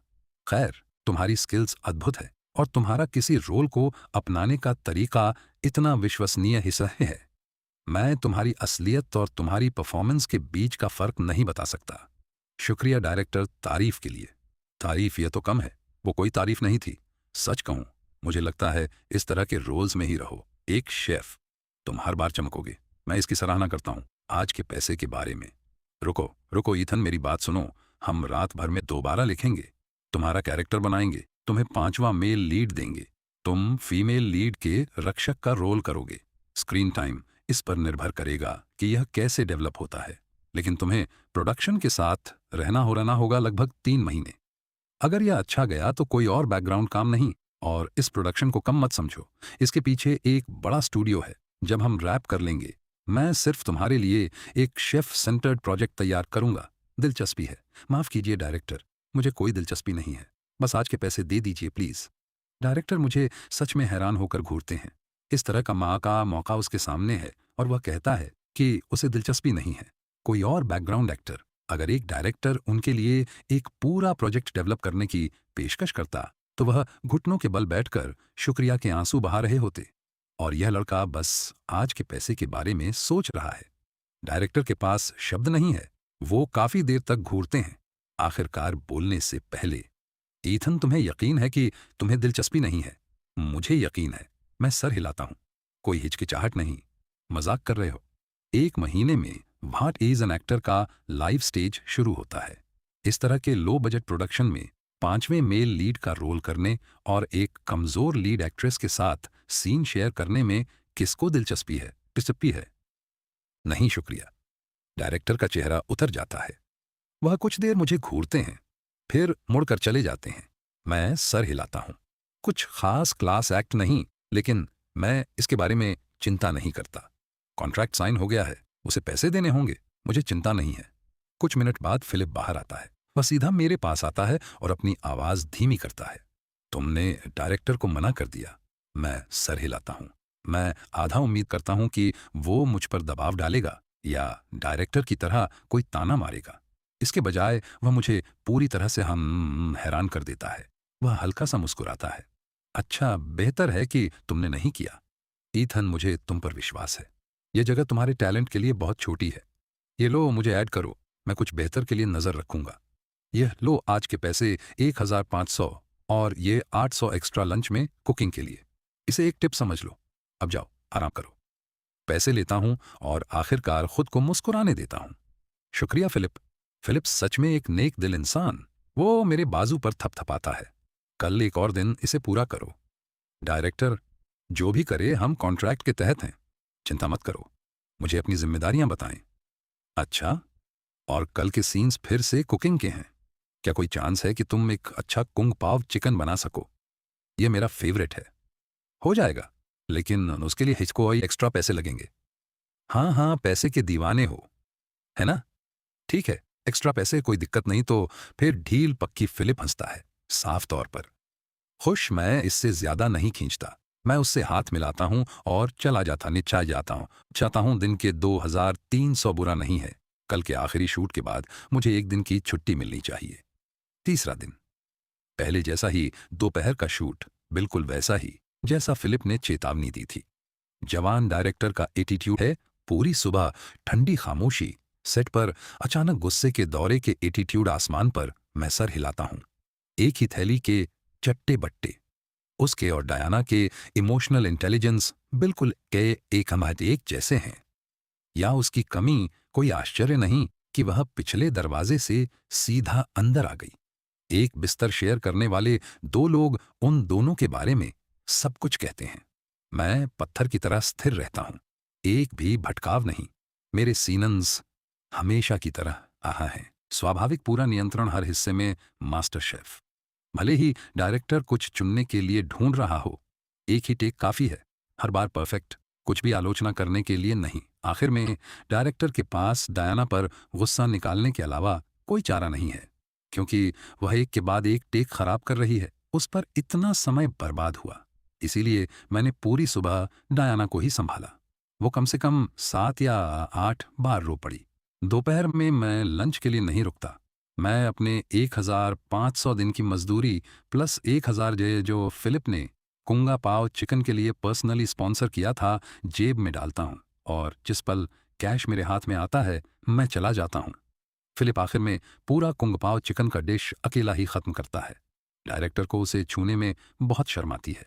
डायना को उसे छूने में बहुत शर्म आती है। दोनों ही खाने में ऑकवर्ड होते हैं। कोई और भी उसके पास जाने की हिम्मत नहीं करता। फिलिप आखिर में हर निवाले के साथ अपने हंठ चटकता है। डिश बिल्कुल अद्भुत है। मैं खुद को 3 दिन की छुट्टी देता हूँ।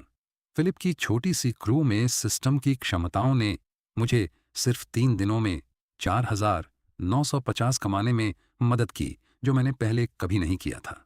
तो मैंने खुद को ट्रीट किया। अच्छा खाना, अच्छा जीवन। मैंने ताज़ा सी फूड का एक ढेर उठाया और घर आते ही पूरे शेफ मोड में चला गया। अपनी 30 मीटर की छोटी सी जगह में मैं एक 5 स्टार किचन की तरह कुकिंग कर रहा हूँ। परम आनंद। मैं एक राजा की तरह खाता हूँ। इस बीच मैंने सिस्टम का आसा अध्ययन करने में काफी समय बिताया। एक लूप होल का फायदा उठाने की कोशिश करते हुए, जैसे खुद को एक रोल असाइन करना और उसे अपने आप परफॉर्म करने की कोशिश करना, या कॉस्प प्ले के जरिए एक कैरेक्टर की नकल करना, कुछ भी काम नहीं किया। सिस्टम ने खुद को एक्टिंग प्रोफेशन में लॉक कर लिया था। इसका मतलब है कि मुझे उसे ट्रिगर करने के लिए वैध एक्टिंग अवसरों से गुजरना होगा। कोई विकल्प न होने पर वापस एक छोटे से खिलाड़ी बनने की तरफ यह सबसे तेज रास्ता है। साथ ही 1 महीने बाद वैरायटी शो का लाइव प्रसारण एक अच्छा चैनल है। मैं इसका और ज्यादा इंतजार कर रहा हूं। अपने ब्रेक के चौथे दिन मैंने फिर से काम ढूंढने निकलने का फैसला किया। लेकिन उस सुबह जल्दी मेरा फोन बजा। एक अनजान नंबर। मैंने उठाया और दूसरी तरफ से एक बूढ़ी आवाज, हल्की सी जानी पहचानी, मेरे कान में गूंजी। हेलो, क्या ये ईथन है? हाँ, बोल रहा हूं। कौन है? मैं जियो हूं, मास्टर जियो। मैं गर्मी से कहता हूं। यह मुझे एक पल में समझ आ जाता है। जो what is an actor audition panel पर सबसे बूढ़े जज हैं, जिस इंसान से मैंने पर्सनली कॉल करने की आखिरी उम्मीद की थी। अगर यह कंपटीशन राउंड्स के बारे में है तो मैं पूरा ध्यान दूंगा। मास्टर जियो की गर्माहट भरी हंसी फोन से आती है। ईथन, व्यस्त रहे। अगले महीने के राउंड्स के लिए तैयार हो। बस खुद को व्यस्त रखा है मास्टर जियो कंपटीशन के लिए। मैं बस अपना सब कुछ देना चाहता हूं। कोई अफसोस नहीं। मैं अभी भी एक नया एक्स्ट्रा हूं। कोई दबाव नहीं, कोई बोझ नहीं। अच्छा अच्छा, स्वस्थ मानसिकता, मुझे यह पसंद है। ईथन, क्या तुम जानते हो कि मैं रिटायर होने से पहले क्या करता था? कोई अंदाजा नहीं। मैं जिंगवा फिल्म एकेडमी में प्रोफेसर था। तो जब मैंने ऑडिशन में तुम्हारी प्रोफाइल देखी तो मुझे एक तुरंत कनेक्शन महसूस हुआ। वह बात सब कुछ साफ कर देती है। कोई आश्चर्य नहीं कि जब उन्हें पता चला कि जैकरी ने अंदर आने के लिए जुगाड़ किया था तो वह इतने नाराज दिख रहे थे। उन्होंने मुझसे बात करने के लिए खास कोशिश की थी। मुझे अपना सर शांत रखने के लिए कहा था। वह इस फील्ड में मेरे लिए लगभग एक ग्रैंड मास्टर हैं। मैं हंसता हूं। तो आप भी जिंगवा से थे मास्टर जियो? मुझे ऑडिशन में प्रोत्साहन के लिए सच में आपका धन्यवाद करना है। कोई बात नहीं, तुमने वो जगह खुद कमाई है। वो एडिक्ट की परफॉर्मेंस, सच कहूं, अपने सालों में मैंने कभी किसी को तुमसे ज्यादा विश्वसनीय तरीके से करते हुए नहीं देखा। आप बहुत दयालु हैं मास्टर जियो। मैंने बस खुद को उसमें हिप्नोटाइज करने की कोशिश की। खुद को विश्वास दिलाया कि मैं कैरेक्टर हूं, कायाकट हूं। बस ऐसे ही कर रहा था। सच में? हाँ, ऐसे ही। और तुमने वह कर दिखाया। इथिन, मैं असल में इसलिए कॉल कर रहा हूं क्योंकि मुझे तुमसे कुछ पूछना है। मेरे अंदर कुछ हलचल होती है, कुछ आने वाला है। अच्छा या बुरा मैं नहीं बता सकता। कहिए मास्टर जियो। बात यह है, मेरा एक पुराना स्टूडेंट अब डायरेक्शन में आ गया है। वो अभी एक अर्बन रोमांस ड्रामा शूट कर रहा है। वो इस फील्ड में नया है, अभी ज्यादा नाम नहीं है, लेकिन वो एक अच्छा इंसान है। मेरी नज़र में प्रतिभाशाली है। उसके प्रोडक्शन को एक बड़े फीचर्ड रोल प्लेयर की जरूरत है। शायद सेट पर 15 से 20 दिन, लेकिन वो एक टाइट बजट पर काम कर रहा है और बिना किसी नाम के वो सही टैलेंट को आकर्षित नहीं कर सकता। उसने मुझे एक फेवर के लिए कॉल किया था, कोई जो कम में काम करने को तैयार हो, और मुझे तुम्हारा ख्याल आया। मैं जम जाता हूं। एक पल की उलझन। मास्टर जी, मैं बस एक आम एक्स्ट्रा हूँ। मैं क्या काम आऊँगा? मैं एक बड़े फीचर्ड प्लेयर के आसपास भी नहीं हूँ। पहले तुमसे कुछ पूछता हूँ ईथन। मेरे स्टूडेंट को एक विलेन का रोल करने के लिए किसी की जरूरत है। एक बिगड़ा हुआ अमीर लड़का। स्क्रीन टाइम के मामले में बहुत बड़ा रोल नहीं है, लेकिन एक टाइप का है। एक आदर्श प्रारूप परिवार की संपत्ति। 10 अरब से ज्यादा पूरा पैकेज। घमंडी, अकड़ू, शोर मचाने वाला और बेशर्म लगता है। तुम इसके साथ काम कर सकते हो। जैसे ही मैं यह सुनता हूं, मेरे अंदर कुछ आग लग जाती है। हे भगवान, एक बिगड़ा हुआ अमीर लड़का, एक परिवार जिसकी संपत्ति 10 अरब से ज्यादा है। अब यह कुछ ऐसा है जिसके साथ मैं काम कर सकता हूं। एक बार मैं इसे कर लूंगा तो सिस्टम मुझे सच में उस जिंदगी में डाल देगा। मेरी दिल की धड़कन तेज हो जाती है। मुझे इसके लिए जाना ही होगा। मास्टर, जो अगर आप मुझ पर विश्वास करते हैं तो मैं आपसे सीधा कहूंगा, आप जिस आर्केटाइप का वर्णन कर रहे हैं वो टेक्स्ट बुक बिगड़ा हुआ अमीर लड़का। मैंने असल में इस हाइहांडियस अध्ययन किया है और मुझे इसके लिए एक असली फील है। हाँ, बहुत खूब। मेरा मतलब है ईथन, मैं तुम में 28 असली प्रतिभा देखता हूँ। तुम्हें एक प्रॉपर प्रोडक्शन में और समय की जरूरत है। आ जाओ, मैं तुम्हें खुद लाऊंगा। शुक्रिया मास्टर, जो मैं इसकी सराहना करता हूँ। कोई बात नहीं, लेकिन ईथन, मुझे ईमानदार होना होगा। बजट को देखते हुए वो शायद तुम्हें सिर्फ माइनर फीचर्ड रेट पर ही पाए कि पे करेंगे, मेजर पर नहीं। क्या तुम इसके साथ जी सकते हो? बिल्कुल ठीक है। मैं अभी भी बस एक एक्स्ट्रा हूँ। माइनर फीचर्ड रेट पर मिलना ही मेरे लिए उम्मीद से ज्यादा है। परफेक्ट। अब यह मुझे पसंद है। सीधे पॉइंट पर। अगर तुम आज फ्री हो तो मेरे साथ सेट पर चलो, मेरे स्टूडेंट से मिलो, एक स्क्रीन टेस्ट करो। अगर बात बन गई तो हम वहीं साइन कर लेंगे। डील में अभी निकल रहा हूं मास्टर जी। अच्छा, मैं फार ईस्ट टावर के नीचे इंतजार करूंगा। रास्ते में हूं। हम फोन रखते हैं। मैं दुनिया के शीश पर हूं। एक नया रोल आ रहा है और एक बिगड़ा हुआ अमीर लड़का जिसकी पारिवारिक संपत्ति 10 अरब से ज्यादा है। क्या यह मेरी गरीबी से निकलने का टिकट है? पैसा? सच कहूं, यह मेरी सबसे कम चिंता है। माइनर फीचर्ड रोल्स में 300 से 500 का मिलता है। मेजर फीचर्ड रोल्स में 1500 से 3000 तक मिलता है। फर्क असली है। मास्टर जी जो मांग रहे हैं वो ये है कि मैं माइनर फीचर्ड रेट पर मेजर फीचर्ड रोल का काम करूं। काम का बोझ भारी होगा, कोई शक नहीं। कोई भी आम फीचर्ड एक्टर डील से दूर चला जाएगा। आम मानकों के हिसाब से यह बिल्कुल भी लाभदायक नहीं है। लेकिन मैं शुरू से ही एक फीचर्ड एक्टर नहीं हूं। सच कहूं तो यह मेरे लिए पहले से ही एक कदम आगे है। और जहां तक रोल की बात है, सच कहूं तो यह बस अपने हुनर को निखारने का एक मौका है। खासकर अब जब मेरे पास सिस्टम है। एक बार मैं इस बिगड़े हुए अमीर लड़के के रोल को निभा लूंगा, कल्पना सच्चाई बन जाएगी और मैं रातों रात गरीब से अमीर हो सकता हूं। सीधे फास्ट ट्रैक पर, सीधे शीर्ष पर। फार ईस्ट टावर एक premier grade A office building. इसकी ऊपर की 2 मंजिलें लाइव सेट लोकेशन के रूप में किराए पर ली गई हैं। ज्यादातर शूटिंग यहीं बिल्डिंग में होती है। ऑफिस वर्कर्स के रोमांटिक उलझनों को कैप्चर करते हुए इस जगह का किराया सस्ता नहीं हो सकता। मैं फिल्म एरिया के बाहर खड़ा होकर सीन देख रहा हूं। क्रू काफी बड़ा है। फिलिप की छोटी सी टीम से काफी बड़ा। डायरेक्टर जैक हैं। वह पहले एक एक्टर थे। सालों तक इसमें रहे लेकिन कभी आगे नहीं बढ़ पाए, इसलिए वो डायरेक्शन में आ गए। वो मास्टर जियो के स्टूडेंट हैं और उनके कनेक्शंस बुरे नहीं हैं। यह अर्बन ड्रामा उनकी पहली फीचर है। लगभग 30 मिलियन का निवेश, एक असली जुआ मैन लीड, एक फीका पड़ चुका स्कारक्स है। एक नाम जो शायद आपको याद ना हो, लेकिन उस पर एक बहुत ही खास लेबल लगा हुआ है, द हाउलिंग हाउंड। वो एक बार उस रोल के लिए देश भर में, घर घर में मशहूर हो गए थे, लेकिन उस एक कैरेक्टर के अलावा वो अंधेरे में खो गए। उन्होंने एक बार एक पीरियड ड्रामा के लिए बेस्ट एक्टर का आखा अवार्ड जीता था, लेकिन हाल के वर्षों में इंडस्ट्री बदल गई। सब कुछ ताजा चेहरे वाले युवा टैलेंट की तरफ झुक गया और रेक्स ने कभी प्रचार का पीछा नहीं किया, कभी वैरायटी शोज को नहीं छुआ या आसान पैसे के पीछे नहीं भागे, जिसका मतलब था कि उनकी उपस्थिति धीरे धीरे सार्वजनिक दृष्टि से ओझल हो गई, जब तक कि उनके पास कोई काम नहीं बचा। दुख की बात है। दूसरी तरफ फीमेल लीड एक न्यू कमर है, मेरी तरह एक फिल्म एकेडमी की स्टूडेंट। उसका नाम स्टेला है। वो जिंगुआ फिल्म एकेडमी के 2023 के क्लास की टॉप ब्यूटी थी। अभी तक ग्रेजुएट नहीं हुई। सुनने में आया है रेक्स और स्टेला दोनों मास्टर जो कि कनेक्शंस के जरिए लाए गए थे। इससे उनकी पहुंच के बारे में कुछ पता चलता है। लगभग 15 मिनट बाद मास्टर जी जियो आखिरकार डायरेक्टर जैक के साथ बाहर आते हैं। ईथन, यहाँ आओ। मास्टर जियो मुझे इशारा करते हैं। आ रहा हूँ मास्टर जियो, मैं मुड़कर जल्दी से चलता हूँ। मैं पहली बार डायरेक्टर जैक से आमने सामने होता हूँ। पहला प्रभाव, पतला टोपी पहने, चेहरा स्तबल से भरा, उस ताज़ा चेहरे वाले एक्टर का कुछ भी नहीं बचा जो वह कभी रहे होंगे। ज्यादातर डायरेक्टर्स की तरह जानबूझकर मैला कुचला, आम कपड़े, बेजबात चेहरा इस काम के साथ आता है। उन्होंने पहले से ही सब कुछ सुन लिया है। मेरे बारे में मास्टर जी से कोई शक नहीं। मास्टर जी ओ मुझे कैसे भी पेश करें, मैं अभी भी बस एक एक्स्ट्रा हूं, सबसे नीचे का हक से। मुझे उनसे मिलने के लिए अंदर जाना चाहिए। यह कि वह बाहर आए ये बताता है कि वह इस सबसे खुश नहीं थे।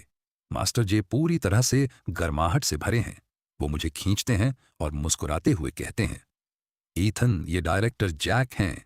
जैक या ईथन है जिसके बारे में मैंने तुम्हें बताया था। आपसे मिलकर खुशी हुई। डायरेक्टर जैक, मैं पहले हाथ बढ़ाता हूं। हेलो। डायरेक्टर जैक का चेहरा खाली। उसने मेरे हाथ को सबसे संक्षिप्त, सबसे औपचारिक स्पर्श दिया और फिर खींच लिया। मास्टर जे तुम्हारी सिफारिश करते हैं, इसीलिए हम एक स्क्रीन टेस्ट करेंगे। अगर तुम में दम है तो तुम सिलेक्ट हो, अगर नहीं तो उन्हें दोष मत देना, सपने में भी नहीं। मैं हल्का सा मुस्कुराता हूं। डायरेक्टर जैक और कुछ नहीं कहते। वो मुड़ते हैं और आवाज लगाते हैं, शिया यहाँ आओ। आ रही हूं। एक लड़की दौड़ते हुए बाहर आती है। साफ तौर पर असिस्टेंट माथे पर दौड़ने से पसीना है। डायरेक्टर जैक बिना मुड़े इशारा करते हैं, इसे ले जाओ। इसका नाम क्या है फिर से? ईथन। सही है, ईथन को कपड़े बदलने ले जाओ। स्क्रीन टेस्ट थोड़ी देर में उसे डोमिनिक के सीनन्स बता दो। शाओ एक विनम्र मुस्कान के साथ मेरे पास जल्दी से आती है। हेलो मिस्टर ईथन, इस तरफ आइए। शुक्रिया। मैं विनम्रता से सर हिलाता हूं और पीछे चलता हूं। एक बार हम अंदर आ जाते हैं। डायरेक्टर जैक मास्टर जो की तरफ मुड़ते हैं और अपना सर हिलाते हैं। मास्टर, जो ये बहुत जवान है, उस पर घमंड का एक भी निशान नहीं है। अगर कुछ है तो लगता है जैसे वह पैसे गिन रहा है। बस उसे एक मौका दो। तुमने ऑडिशन की फुटेज देखी थी, कोई जो एक ही कैडेट को इतना विश्वसनीय तरीके से निभा सकता है। मुझे विश्वास है कि उसमें वह बात है। मास्टर, जो आप जानते हैं कि यह इंडस्ट्री कैसे काम करती है, आप जानते हैं कि इस बिजनेस में कितने लोग असल में नशे करते हैं। आपको आंकड़े पता हैं? आपको सच में लगता है कि वह एक्टिंग कर रहा था? हाँ जैक, मैंने तुमसे पहले भी कहा है, कोई जांच नहीं, कोई बोलने का हक नहीं। लोगों पर बेवजह लेबल मत लगाओ, पहले उसे टेस्ट करो। क्या तुम्हें मेरी आंखों पर विश्वास नहीं है? डायरेक्टर जैक कुछ नहीं कहते। मास्टर जे उनके कंधों पर थपथपाते हैं मुस्कुराते हुए और प्रवेश द्वार की तरफ इशारा करते हैं। दोनों अंदर चले जाते हैं। मेकअप रूम में एक स्टाइलिस्ट मेरे चेहरे से चमक साफ करता है और हल्का सा मेकअप लगाता है। फिर आउटफिट आता है, एक भड़कीला गुलाबी सूट, प्लट ट्राउजर्स और एक जोड़ी डिजाइनर लेदर के जूते। कलाई पर एक पाइक पीजे, एक नकली स्वाभाविक रूप से गले में एक सोने की चैन शर्ट इतनी खुली हुई कि थोड़ा सा सीना दिखे। 20 मिनट बाद लुक पूरा हो जाता है। मैं आईने में खुद को घूरता हूं, माथा साहना जोर से सिकुड़ता है। यह कैसा लुक है? यह एक घमंडी बिगड़ा हुआ अमीर बच्चा लगना चाहिए। यह तो एक जोकर है, एक सच में खतरनाक अमीर विलन। सोचो, नोबडी से टायरेंट सॉन्ग। जब आप किसी ऐसे को दिखाना चाहते हैं जो बहुत से बाहर और अमीर हो, तो आपको बोलने के लिए कॉस्ट्यूम की जरूरत नहीं है। बस एक व्यवहार, खुद को संभालने का एक तरीका चाहिए और यह सब कुछ कह देता है। वो चीज है लापरवाही, शुद्ध निर्लज्जा लापरवाही। इस तरह के कपड़े हो ही नहीं सकता। मैं अपना सर हिलाता रहता हूं। शाऊ पलक झपकाती है और हैरानी से झुकती है। मिस्टर ईथन, सर हिलाने का क्या मतलब है? आपको आउटफिट पसंद नहीं आया? यह सिर्फ बुरा ही नहीं दिख रहा, यह भयंकर है। मैं शियाओ की तरफ देखता हूं। साखाऊं, क्या मैं अपना लुक खुद बना सकता हूं? अगर डायरेक्टर्स जैक पूछेंगे तो मैं संभाल लूंगा। शियाओ आह भरती है और बेबस सर हिलाती है। मैं सीधा वार्डरोब रूम में जाता हूं और चीजें इकट्ठा करना शुरू करता हूं। जब तक मैं खत्म करता हूं, डायरेक्टर जैक और मास्टर जी आ चुके होते हैं। मैं कुछ बहुत ही साधारण में बाहर निकलता हूं। एक नीला सूट, सफेद शर्ट और एक लाल टाई। मैंने अपने बाल गीले कर लिए हैं जिससे उन्हें एक बिखरा हुआ थका हुआ लुक मिला है। डायरेक्टर जैक तुरंत नागब सिकोड़ते हैं। शियाओ, मैंने तुमसे नहीं कहा था कि उसे यह क्या है? जागो का चेहरा पीला पड़ जाता है। उसके बोलने से पहले मैं बीच में आ जाता हूं। डायरेक्टर जैक, मैंने इसे खुद बदला है। सच कहूं तो वह ओरिजिनल आउटफिट घमंडी अमीर बच्चे जैसा नहीं लगता। वो एक जोकर जैसा लगता है। डायरेक्टर जैक का चेहरा और भी गंभीर हो जाता है। तुम एक एक्स्ट्रा हो जो मुझे बता रहा है कि मेरा विलन डिजाइन एक मजाक है। तुम्हारे पास अपने बारे में काफी राय है। डायरेक्टर जैक खुश नहीं है। उन्होंने चाहा होगा कि मास्टर जो उनके लिए एक अच्छा मेजर फीचर्ड एक्टर ढूंढे। बिगड़े हुए अमीर बच्चे का रोल स्क्रीन टाइम में भारी नहीं है, लेकिन यह घंघोर नाटकीय संघर्ष से भरा है। यह असल में पूरी सीरीज का एक मिनी क्लाइमैक्स है और मास्टर जो के काम करने के साथ रेट पर बात हो सकती थी। आदर्श रूप से एक मेजर फीचर्ड एक्टर को मिड टियर या माइनर फीचर्ड रेट पर एक एहसान के रूप में लाना। उन्हें जो मिला वो माइनर फीचर्ड रेट पर कोई था। बिल्कुल सही। लेकिन जो इंसान आया वो एक साधारण एक्स्ट्रा था। क्या मजाक है? हाँ, ईथन ने ऑडिशन में एक सीन किया था, एक हैरान कर देने वाला परफॉर्मेंस जिसने पुलिस को भी बुला लिया था और बाद में यह कंफर्म हुआ कि यह थी। लेकिन यह सच में कितना विश्वसनीय है?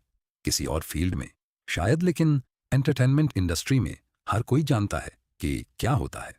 हमेशा निगाहबान आंखें रिपोर्ट करने के लिए तैयार रहती हैं। तो कौन यह यकीन से कह सकता था कि ईथन पूरी तरह से साफ था? क्या हो अगर वह सिर्फ खुद को ही प्ले कर रहा था और अब मास्टर जे जियो उसे माइनर फीचर्ड रेट पर लाते हैं? क्या वह इसके लायक भी हैं? डायरेक्टर जैक पूरी बात से नाराज हैं।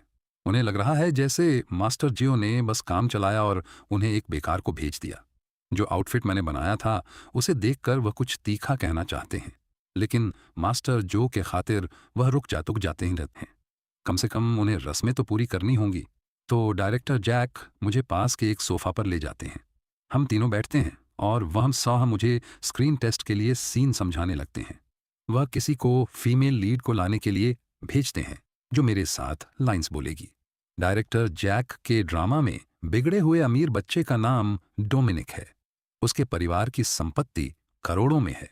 डोमिनिक एक आदर्श प्लेबॉयज को हो, हद से ज्यादा घमंडी। उसे लगता है कि पैसा कुछ भी किसी को भी खरीद सकता है। कहानी में वह विलन है जो शुरू में फीमेल लीड को परेशान करता है, जबकि वह और रेक्स एक ऐसे रोमांस में है जो उम्र के अंतर को पार करता है। रेक्स एक 40 साल के आदमी का रोल करते हैं। स्टेला एक ताजा कॉलेज ग्रेजुएट का रोल करती है जो एक ऑफिस में काम करती है।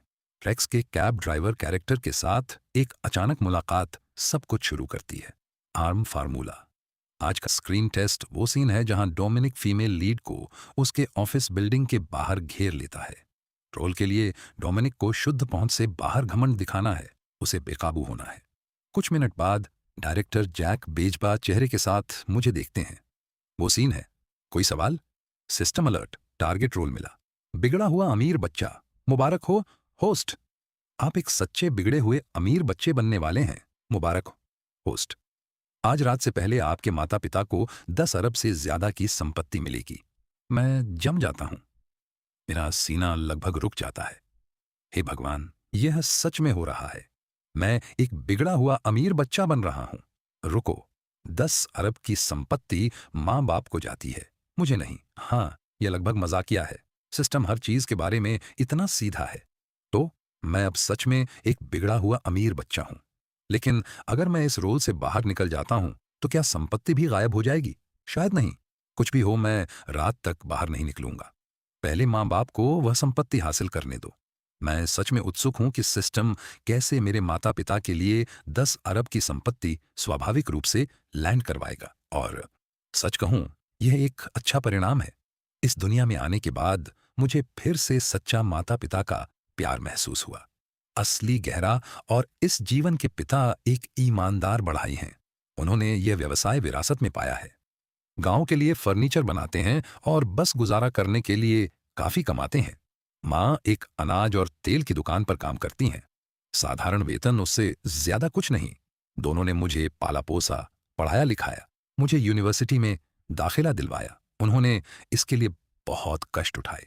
इसीलिए ग्रेजुएशन के बाद मैंने पैसे बचाने के लिए आउटर रिंग पर सबसे सस्ता सबसे खराब एक कमरे का फ्लैट किराए पर लिया, क्योंकि पैसा था ही नहीं। लेकिन गरीबी के अलावा मेरा इस जीवन के माता पिता के साथ गहरा रिश्ता है, खासकर माँ के साथ। शायद इसका कुछ लेना देना इस बात से है कि मुझे गर्भ में भी यादें थीं। जन्म से पहले से लेकर बचपन तक मुझे हमेशा साफ याद है कि उन्होंने मुझे कितना असाधारण प्यार दिया।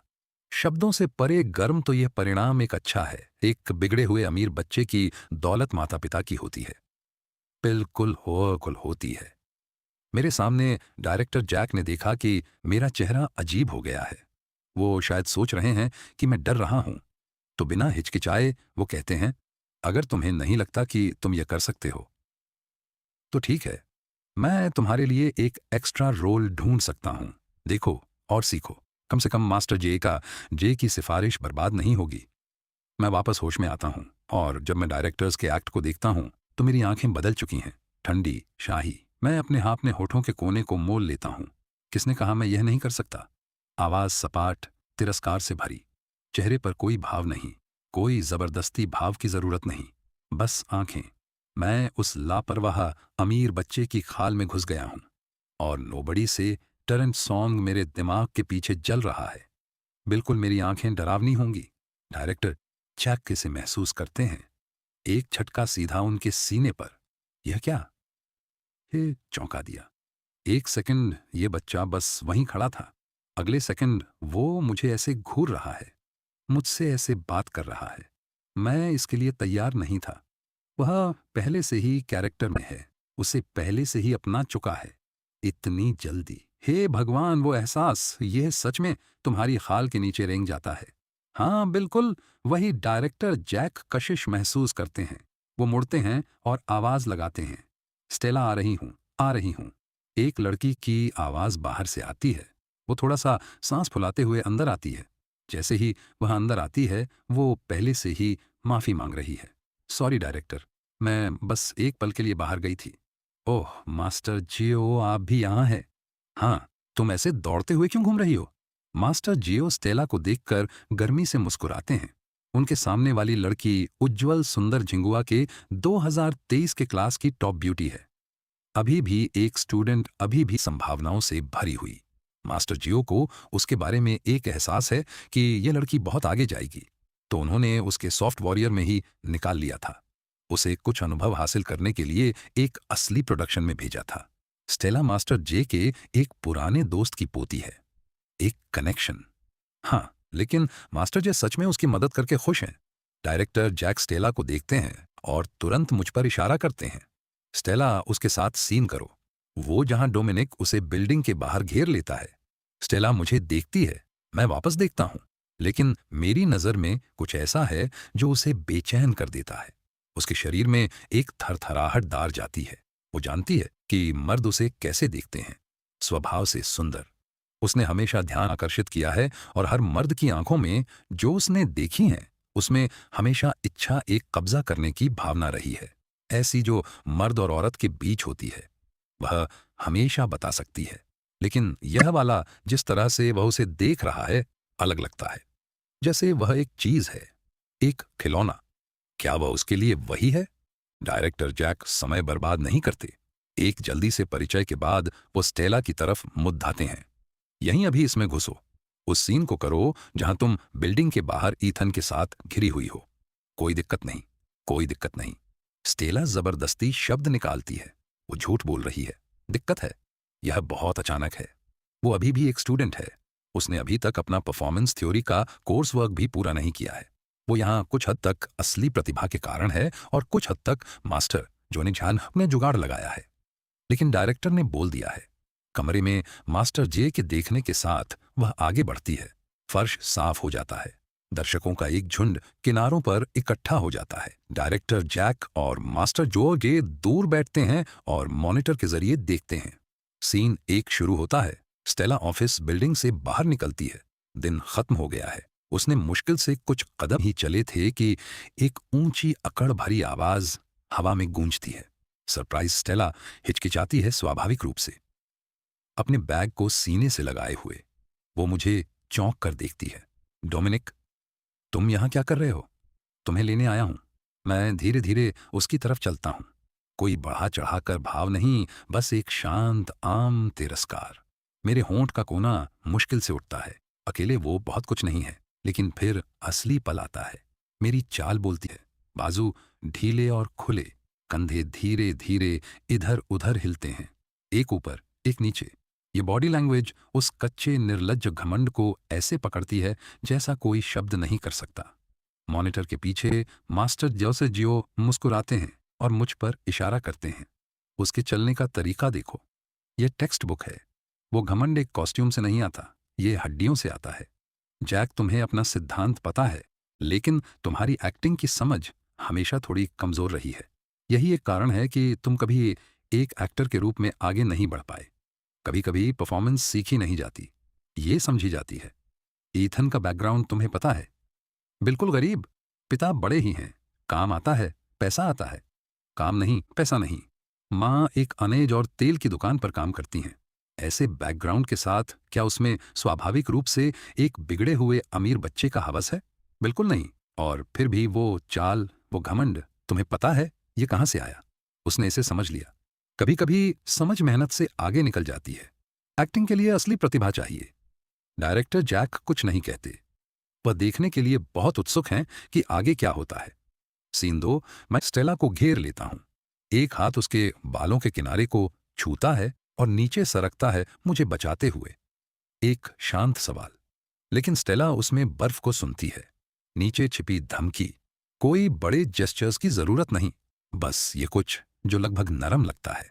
स्टेला में एक गहरा बेचैन करने वाला डर पैदा करने के लिए काफी है। एक्टिंग वाला नहीं, वो इसे असली महसूस करती है। खासकर मेरी आंखों में वो लुक सतह पाफ पर, लेकिन नीचे बिल्कुल ठंडा, उसे एक वस्तु की तरह ट्रीट करते हुए। उसके चेहरे से नीचे उसकी गर्दन तक, फिर और नीचे, हे भगवान, वो सच में उस पर हावी हो रहा है। उसकी छाती पर खुलेआम बेशर्मी से घूर रहा है। एक पल में शर्म की एक लहर उसके अंदर दौड़ जाती है। उसके चेहरे पर गर्मी छा जाती है। वो मुझे जोर से धक्का देती है, एक तीखी चीख निकालते हुए। क्या कर रहे हो? मुझसे दूर रहो। मॉनिटर के पीछे मास्टर जियो का चेहरा खिल उठता है। वो स्क्रीन पर इशारा करते रहते हैं। देखा, स्टेला उसमें भी नहीं थी और ईथन ने उसे सीधा खींच लिया। वो प्रतिक्रिया एक स्वाभाविक प्रतिक्रिया थी। वह तभी ऐसे हिलती है जब वह सच में अपमानित महसूस करती है, जिसका मतलब है कि उसने उसे महसूस करवाया। ईथन ने उसे इसे असली महसूस करवाया। डायरेक्टर जैक नागभन से कोड़ते हैं और मुड़ते हैं। मास्टर जी, क्या कोई चांस है कि वह सच में उसका फायदा उठा रहा है? जैक, क्या यह एक सवाल है जो एक डायरेक्टर को पूछना चाहिए? सॉरी। डायरेक्टर जैक जानते हैं कि उन्होंने गलत बोल दिया। वो अजीब तरह से खांसते हैं। बस ऐसे ही सोच रहा था। मास्टर जो एक शांत आह भरते हैं। वो जैक को अच्छी तरह से जानते हैं, प्रतिभाशाली, रचनात्मक, लेकिन एक एक्टर के रूप में वो कभी वह गहरी समझ नहीं पाई। एक डायरेक्टर के रूप में वही जोश उसके काम में दिखता है। मास्टर जे को उस पर विश्वास है, लेकिन डायरेक्टर जैक में भी वह सारी कमियां हैं जो इस रोल के साथ आती हैं, जिसमें अनस्पोकन रूल्स भी शामिल हैं। और अभी जैक की नज़र स्टेला पर टिक गई है। जिस तरह से वह उसकी रक्षा करता है, वह पहले ही एक दो हद पार कर चुका है। ऐसी चीजों के बारे में कुछ कहने को नहीं है। मास्टर जे उसके पिता नहीं है, वह बस दूर देख सकते हैं। सबसे अच्छे की उम्मीद करना एक बात है, क्या वह काम करेगा या नहीं, ये दूसरी बात है। तो मास्टर जो और कुछ नहीं कहते, दोनों वापस मॉनिटर की तरफ मुड़ जाते हैं। सीन 3, मैं स्टेला की कलाई पकड़ लेता हूं। वह चिल्लाती है और दूर होने की कोशिश करती है। कमरे में तनाव बढ़ जाता है। आमतौर पर एक आदमी को एक औरत के साथ ऐसे बर्ताव करते देखकर कोई बीच में आ जाता, लेकिन इसके बजाय मैं घूमकर डायरेक्टर जैक और मास्टर जे की तरफ जाता हूं। एक उंगली उठाकर आंखें गुस्से से जल रही हैं। क्या फिल्म कर रहे हो? वो फोन दूर रखो। डायरेक्टर जैक का थरा पीला पड़ जाता है।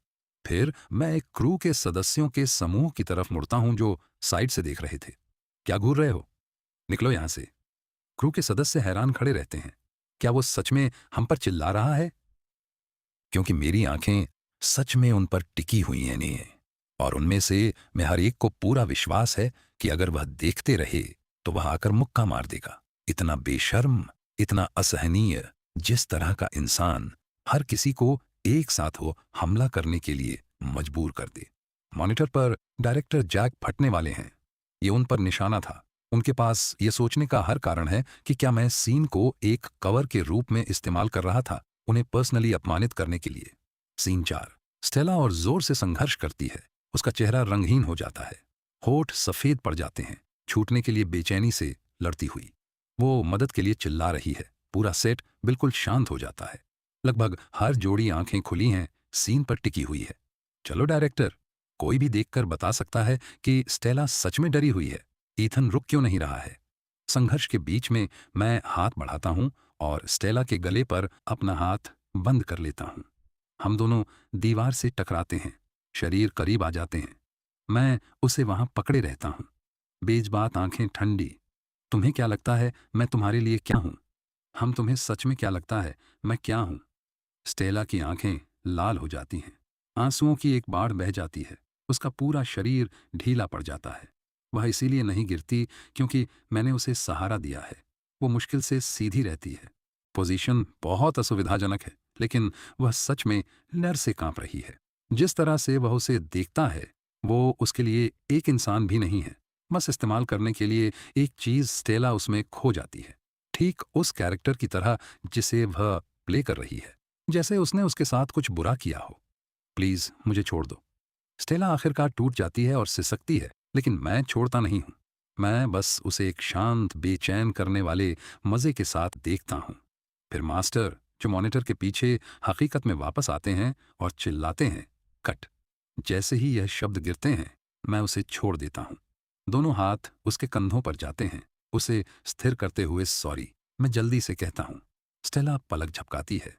अगले ही पल वह पूरी तरह से रोने लगती है। हर कोई हैरान है, जो उन्होंने अभी देखा उससे पूरी तरह से टूट गए हैं, चाहे वो स्टेला हो या आसपास खड़े क्रू। लगभग हर कोई मेरे साथ सीन के अंदर खींच लिया गया है। जिस तरह से मैंने बिना रुके गाली दी, वो आंखें अछूत, कानूनहीन, एक हाथ उसके गले पर, एक पैर उसके खिलाफ, पूरा अपमानजनक दबाव डालने वाला प्रदर्शन, सब कुछ मिलाकर हर किसी को एक गहरी अनुभूति हुई। ये आदमी एक बिगड़ा हुआ अछूत अमीर बच्चा है, हद से ज्यादा लापरवाह। लेकिन जैसे ही मास्टर जी ने कट कहा, सब रुक गया, एक स्विच की तरह साफ। मैं एक पल में बिल्कुल अलग इंसान बन गया। अद्भुत। शाऊ और कुछ क्रू मेंबर्स के साथ स्टेला आखिरकार रोना बंद कर देती है। वो एक कुर्सी पर बैठी है, मुझे खाली नजर से घूर रही है। उसके अंदर कुछ जोर से घूम रहा है। उस एक सीन ने उसमें पहले ही कुछ बो दिया है, एक इतना सजीव भ्रम जो उसे हिला देता है, जैसे उनके बीच सच में कुछ होशो-ख्वाता ना हो। एक ऐसी नाराजगी जिसे वह उस इंसान के प्रति नहीं हिला सकती, जो सिर्फ एक रोल प्ले कर रहा था। यहां तक कि स्टेला खुद भी इससे बेचैन है। एक आदमी एक कैरेक्टर में ऐसे कैसे खो सकता है और इतनी देर तक उसमें रह सकता है? कमरे की दूसरी तरफ डायरेक्टर जैक के विचार भी उतने ही उलझे हुए हैं। उन्होंने यह उम्मीद नहीं की थी, बिल्कुल भी नहीं। मैंने बिगड़े हुए अमीर बच्चे को इस तरह से जीवंत किया था कि कोई कमी नहीं रही। हर मानवीय इंस्टिंक्ट से उस कमरे में खड़ा ईथन अभी एक्टिंग नहीं कर रहा था, वह कैरेक्टर था। इसमें कोई सवाल नहीं था। घमंडी, अकड़ू, निर्दयी, ये अजीब है। एक एक्स्ट्रा ये कैसे समझ लेता है? और मास्टर जियो ने जो कहा था, उससे ईथन का बैकग्राउंड जितना हो सकता है उतना ही साधारण। हाय, हर तर्क के हिसाब से उसमें उस ऊर्जा का एक भी निशान नहीं होना चाहिए। डायरेक्टर जैक सच में उलझन में है। सिर्फ मास्टर जियो खुशी से झूम रहे हैं, इतने उत्साहित हैं कि वह मुश्किल से शब्द बोल पा रहे हैं। वो मेरे कंधे पर थपथपाते हैं हंसते हुए। एथेन वो अद्भुत था, सच में अद्भुत। वो परफॉर्मेंस अभी इस इंडस्ट्री में अपने सालों में यह सबसे अच्छा है जो मैंने कभी देखा है। कोई इसके करीब नहीं आता। तुम इतने सजीव, इतने असली थे। मेरी आंखों में तुम वो लापरवाह अछूत अमीर बच्चे थे पूरी तरह से। शुक्रिया मास्टर जियो। मैं हल्का सा मुस्कुराता हूं और स्टेला की तरफ वापस देखता हूं। क्या वो ठीक है? मुझे लगता है मैंने उसे शायद डरा दिया है। वो ठीक है, वो ठीक है। इसे उसके लिए एक सबक समझो, जिस तरह का तुम किसी भी स्कूल में नहीं खरीद सकते। मास्टर जैक डायरेक्टर जैक की तरफ मुड़ते हैं। खैर जैक, संतुष्ट हो? संतुष्ट से ज्यादा।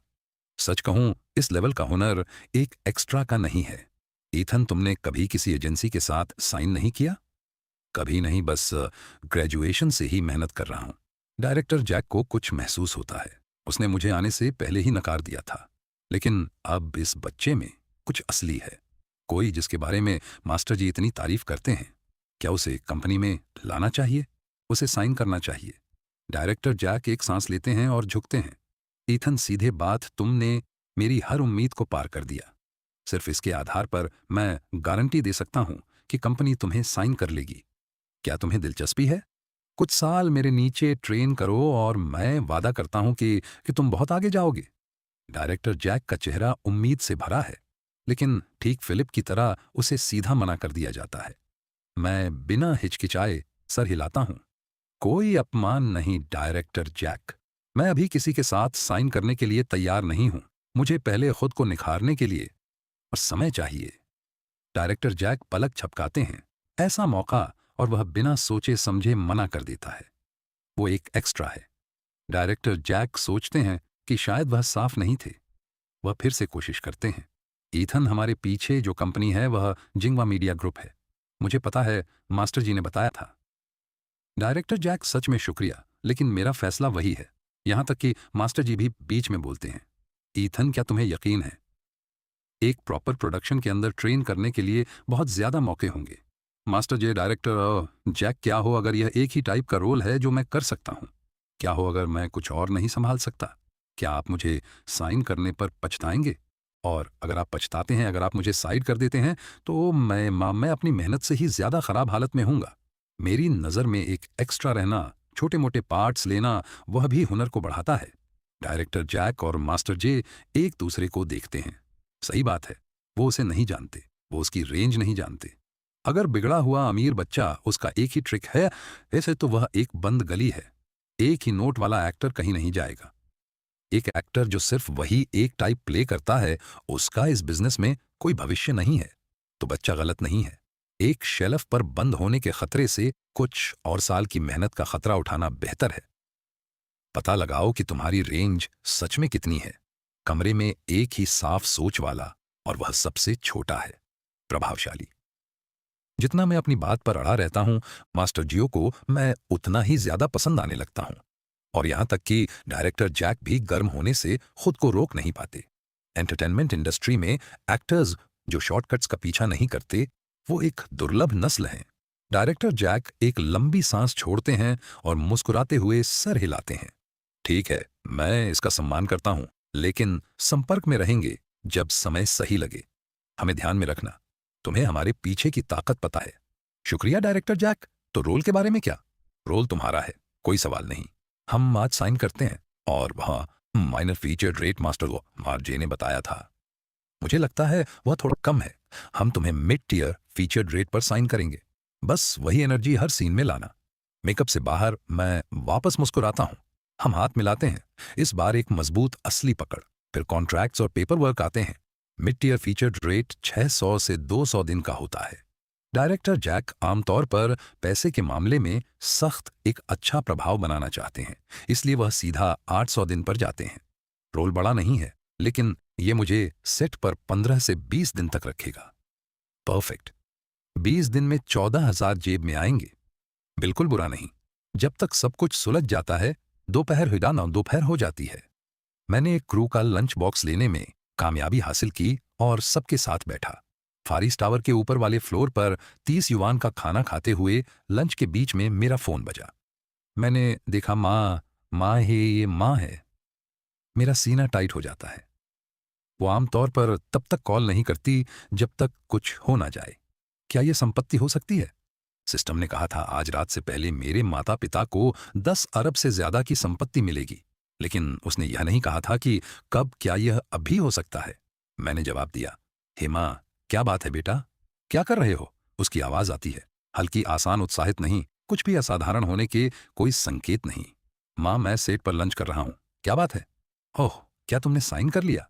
नहीं, बस एक मिड टियर फीचर्ड रोल। ओह मेरे बेटा, तुम पहले से ही मिड टियर पर हो आए हो, अब एक एक्स्ट्रा नहीं हो। मैं उसकी प्रतिक्रिया पर पलक झपकाता हूँ। माँ, क्या यह सच में इतना हैरान करने वाला है?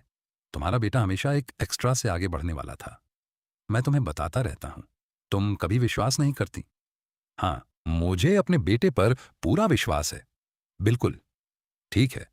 तुमने असल में किस लिए कॉल किया था? पॉइंट पर आओ। कुछ खास नहीं, बस बताने के लिए। तुम्हारे दादाजी के दिमाग में अचानक आ गया कि उन्हें पुराने घर वापस जाना है। किस लिए? तुम्हें पता है वह कैसे हैं? आज वह कुछ पुराने कीमती चीजों के बारे में बदबदाना शुरू कर देते हैं जो पिछले आंगन में दबी हुई हैं। कहते हैं वह उनके बारे में लगभग भूल गए थे, उन्हें खोद कर निकालना है। पुरानी कीमती चीजें वही कहते हैं। मिंग और किंग वंश से वह दावा करते हैं। यहां तक कि कुछ रिपब्लिकन युग से भी जड़े जानधारी जेवर, सब कुछ। हाँ, कहते हैं ये 10 अरब से ज्यादा का है। मैं अपना ड्रिंक हर तरफ छलक देता हूँ।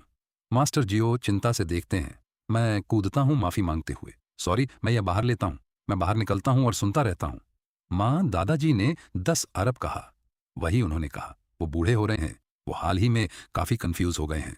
उन्होंने वापस जाने पर जोर दिया, इसलिए पापा और मैं उनके साथ जा रहे हैं। बस तुम्हें बताना चाहती थी ताकि तुम चिंता ना करो अगर तुम घर आओ और वहां कोई न मिले। माँ, ये कीमती चीजें जिनका दादाजी ने जिक्र किया, तुम्हें उनकी कोई याद नहीं है? देखो तुम्हारे दादाजी कंफ्यूज हैं और अब तुम भी हो। वो बस पुराने घर जाना चाहते हैं। तुम्हें सच में लगता है कि तुम्हारे दादाजी खजाने पर बैठे हैं? क्या हो अगर वो हैं? हाँ। खैर, अगर है तो माँ तुम्हारे लिए हर एक पैसा बचाएगी जब तुम एक पत्नी ढूंढोगी। ठीक है, मुझे जाना है। तुम्हारे दादाजी पहले से ही नीचे जा रहे हैं। बाय। क्लिक। मैं वहां बिल्कुल सुन खड़ा रहता हूं। तो इस तरह से 10 अरब की संपत्ति आती है। सिस्टम, तुम बिल्कुल पागल हो। यह इतनी चतुर चाल, और तुम इसे करने के लिए मेरे दादाजी का इस्तेमाल करते हो। दादाजी 2 साल से कंफ्यूज हैं। अगर इससे उनका दिमाग साफ हो जाता है तो खैर, कम से कम यह एक संदिग्ध मूल की संपत्ति नहीं है। और अगर यह सच में असली पुरानी चीजें हैं, मिंग और चिंग वंश के टुकड़े, तो बहुत ज्यादा की जरूरत नहीं है। 1 दर्जन या इससे ज्यादा आराम से 10 अरब पार कर सकते हैं। मैं एक लंबी सांस छोड़ता हूं।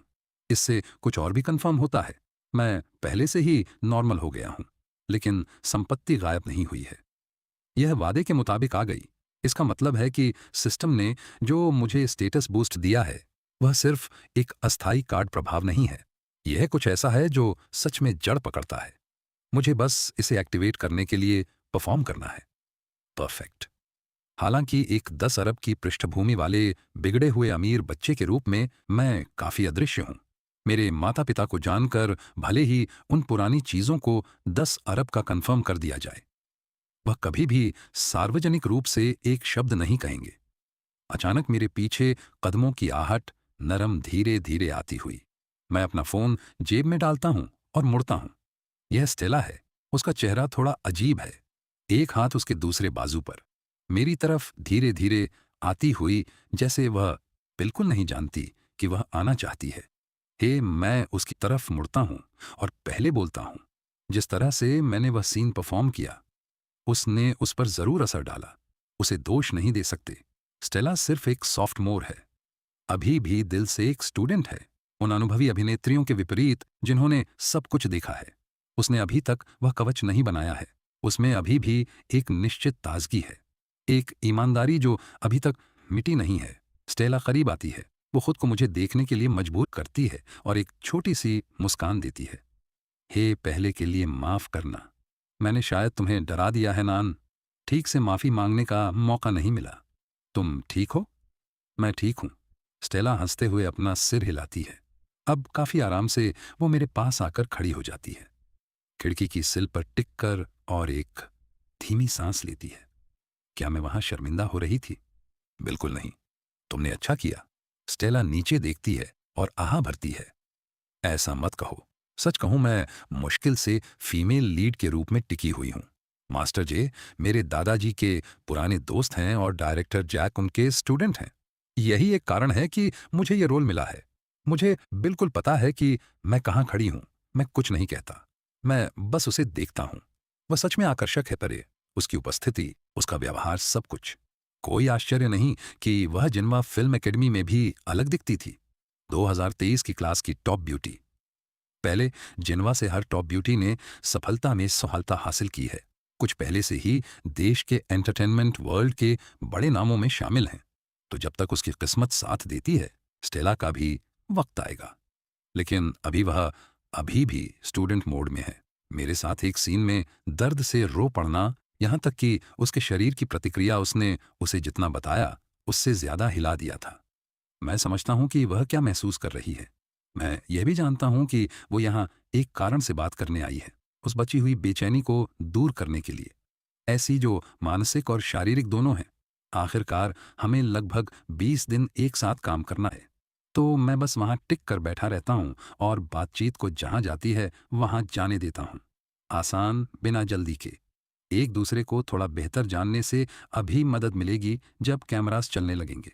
और धीरे धीरे जैसे हम बात करते हैं, स्टेला के चेहरे पर एक उज्ज्वल और आसान मुस्कान आ जाती है। उस दोपहर बिगड़े हुए अमीर बच्चे की आर्क की फिल्म ऑफिशियल तौर पर शुरू हो जाती है। शुरुआत होती है मुझसे एक घमंडी अमीर विलन के रूप में, जो असली और एक्टिंग के बीच की लाइन मिटा देता है। स्टेला तेजी से कैरेक्टर में ढलने लगती है। उसके लिए दुख की बात यह है कि हमारा हर सीन काफी इंटेंस है। डोमिनिक एक ग्रेजुएट के पीछे पड़ा है और उसे छोड़ने से मना कर रहा है। जब वह उसे नहीं पा सकता तो वह उसे परेशान करने लगता है और स्टेला हर दूसरी टेक में रोने लगती है। लेकिन जितना ज्यादा यह होता है, उसका सेल्फ हिप्नोसिस उतना ही गहरा होता जाता है। एक्टिंग और रियलिटी की लकीर उसके शरीर में घुलने लगती है। यह लगने लगता है जैसे उसके साथ सच में कुछ हुआ हो। शर्म की एक लहर आती है, खासकर जब डोमिनिक स्क्रीन पर उसका फायदा उठाता है। दोपहर की शूटिंग खत्म होने तक स्टेला मुझसे नजर नहीं मिला पाती। उसके दिमाग में वह मेरे दो चेहरों के बीच फंस गई है। एक है ईथन, गर्म, आसान और उज्ज्वल। दूसरा है डोमिनिक, निर्दयी, शिकारी और ठंडा। कितनी अजीब बात है। फिल्मिंग के साथ स्टेला एक फैंटेसी में खोने लगती है। शायद उस निर्दयी डोमिनिक के आगे सरेंडर करना आसान होता, क्योंकि एक बार जीत मिल गई तो इथेन वहीं होता, मुस्कुराते हुए। इस बंदे का उस पर कुछ असर है। जब दिन की शूटिंग खत्म होती है, मैं बिल्कुल रिलैक्स्ड घर जाता हूं। बाकी सब मेरी एनर्जी मैच करने के लिए मेहनत कर रहे हैं। लेकिन जिस पल मैं इस अमीर बच्चे के जूते में कदम लगता हूं, ये मेरे लिए नेचुरल हो जाता है। सिर्फ इंस्टिंक्ट उतना ही घमंडी जितनी सीन की मांग है, और उससे ज्यादा मेहनत की जरूरत नहीं। जबरदस्ती फीलिंग्स लाना थका देता है। इस मायने में स्टेला मेरी शुक्रगुजार है, क्योंकि मेरे सामने आते ही वह तुरंत कैरेक्टर में आ जाती है। इतने विश्वसनीय तरीके से कि डायरेक्टर जैक को भी लगा कि सब असली है। मेरे छोटे किराए के फ्लैट में वापस आकर मैं शावर लेता हूं। तभी फोन बजता है। फिर से माँ, मेरा दिल उछलता है। क्या यह वही किस्मत है? मैं तुरंत उठाता हूं। हे माँ, इतनी देर से कॉल, मतलब पक्का कोई अच्छी खबर है? है बेटा, बेटा हम अमीर हो गए। उनकी खुशी से कांपती आवाज सुनकर मैं चैन की सांस लेता हूं। हो गया? अमीर कैसे?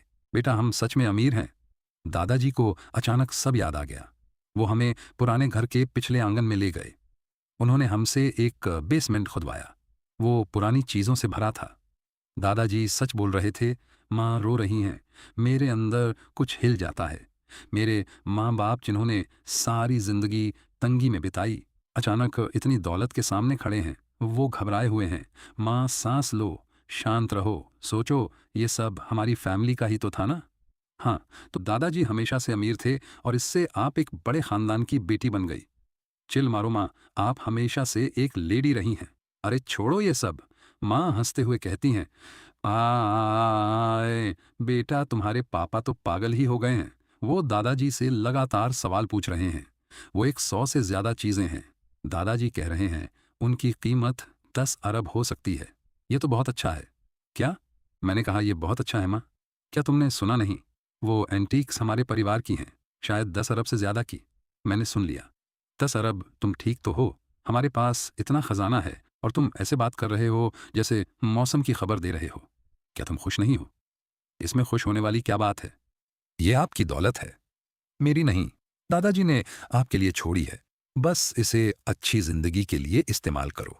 बहुत हुआ। अरे जो हमारा है वो तुम्हारा है। 2 बूढ़े लोग इसका क्या करेंगे? कुछ साल बाद तो ये सब तुम्हारे पास ही आएगा। क्या हम इस बारे में बात ना करें? अभी तो सब शुरू हुआ है। इसे छुपा कर रखो, शांति से संभालो, थोड़ा थोड़ा करके बेचो। अगर मदद चाहिए तो मैं किसी भरोसेमंद को ढूंढ लूंगा। कैसी मदद? हम सब संभाल लेंगे। हम इसे तुम्हारी शादी के लिए बचा कर रखेंगे। फिर से वही बात, मैं इसमें नहीं पड़ने वाला। आप दोनों रातों रात अरबपति बन गए हों, अब खुद ही संभालो। मैं थोड़ी देर में घर आऊंगा और अगर आपने खुद पर खर्च नहीं किया तो मैं करवाऊंगा। बेटा माँ, ये सब तुम्हारे लिए। माँ, मैं सोने जा रहा हूँ। अरे बेटा, तुम अजीब हो। ये 10 अरब डॉलर है। 10 डॉलर नहीं, कैसे हो तुम? ठीक है माँ, सब संभाल कर रखना, मैं थका हूँ। बाय। मैं फोन फेंक कर आंखें बंद कर लेता हूँ। शादी की क्या जल्दी है? सही लड़की मिलनी चाहिए, कोई कॉम्प्रोमाइज नहीं, सब असली होना चाहिए। इसके अलावा 10 अरब की फैमिली फॉर्च्यून पीछे है। तो यह क्या बचा रहे हैं? उन दोनों को जानता हूं, वो हर चीज को दबा कर रखेंगे और एक भी नहीं बेचेंगे। मुझे जल्दी वापस जाकर उन्हें खर्च करने पर मजबूर करना होगा। एंटीक्स की चिंता नहीं है। पापा बहुत कंजूस और सावधान हैं। उनकी पर्सनैलिटी ऐसी है कि वह चीजें इतनी गहरी दबी रहेंगी कि किसी को पता भी नहीं चलेगा। सोने का सही समय है। आज दोपहर मैंने डायरेक्टर जैक के साथ कॉन्ट्रैक्ट साइन किया, 20 दिन सेट पर।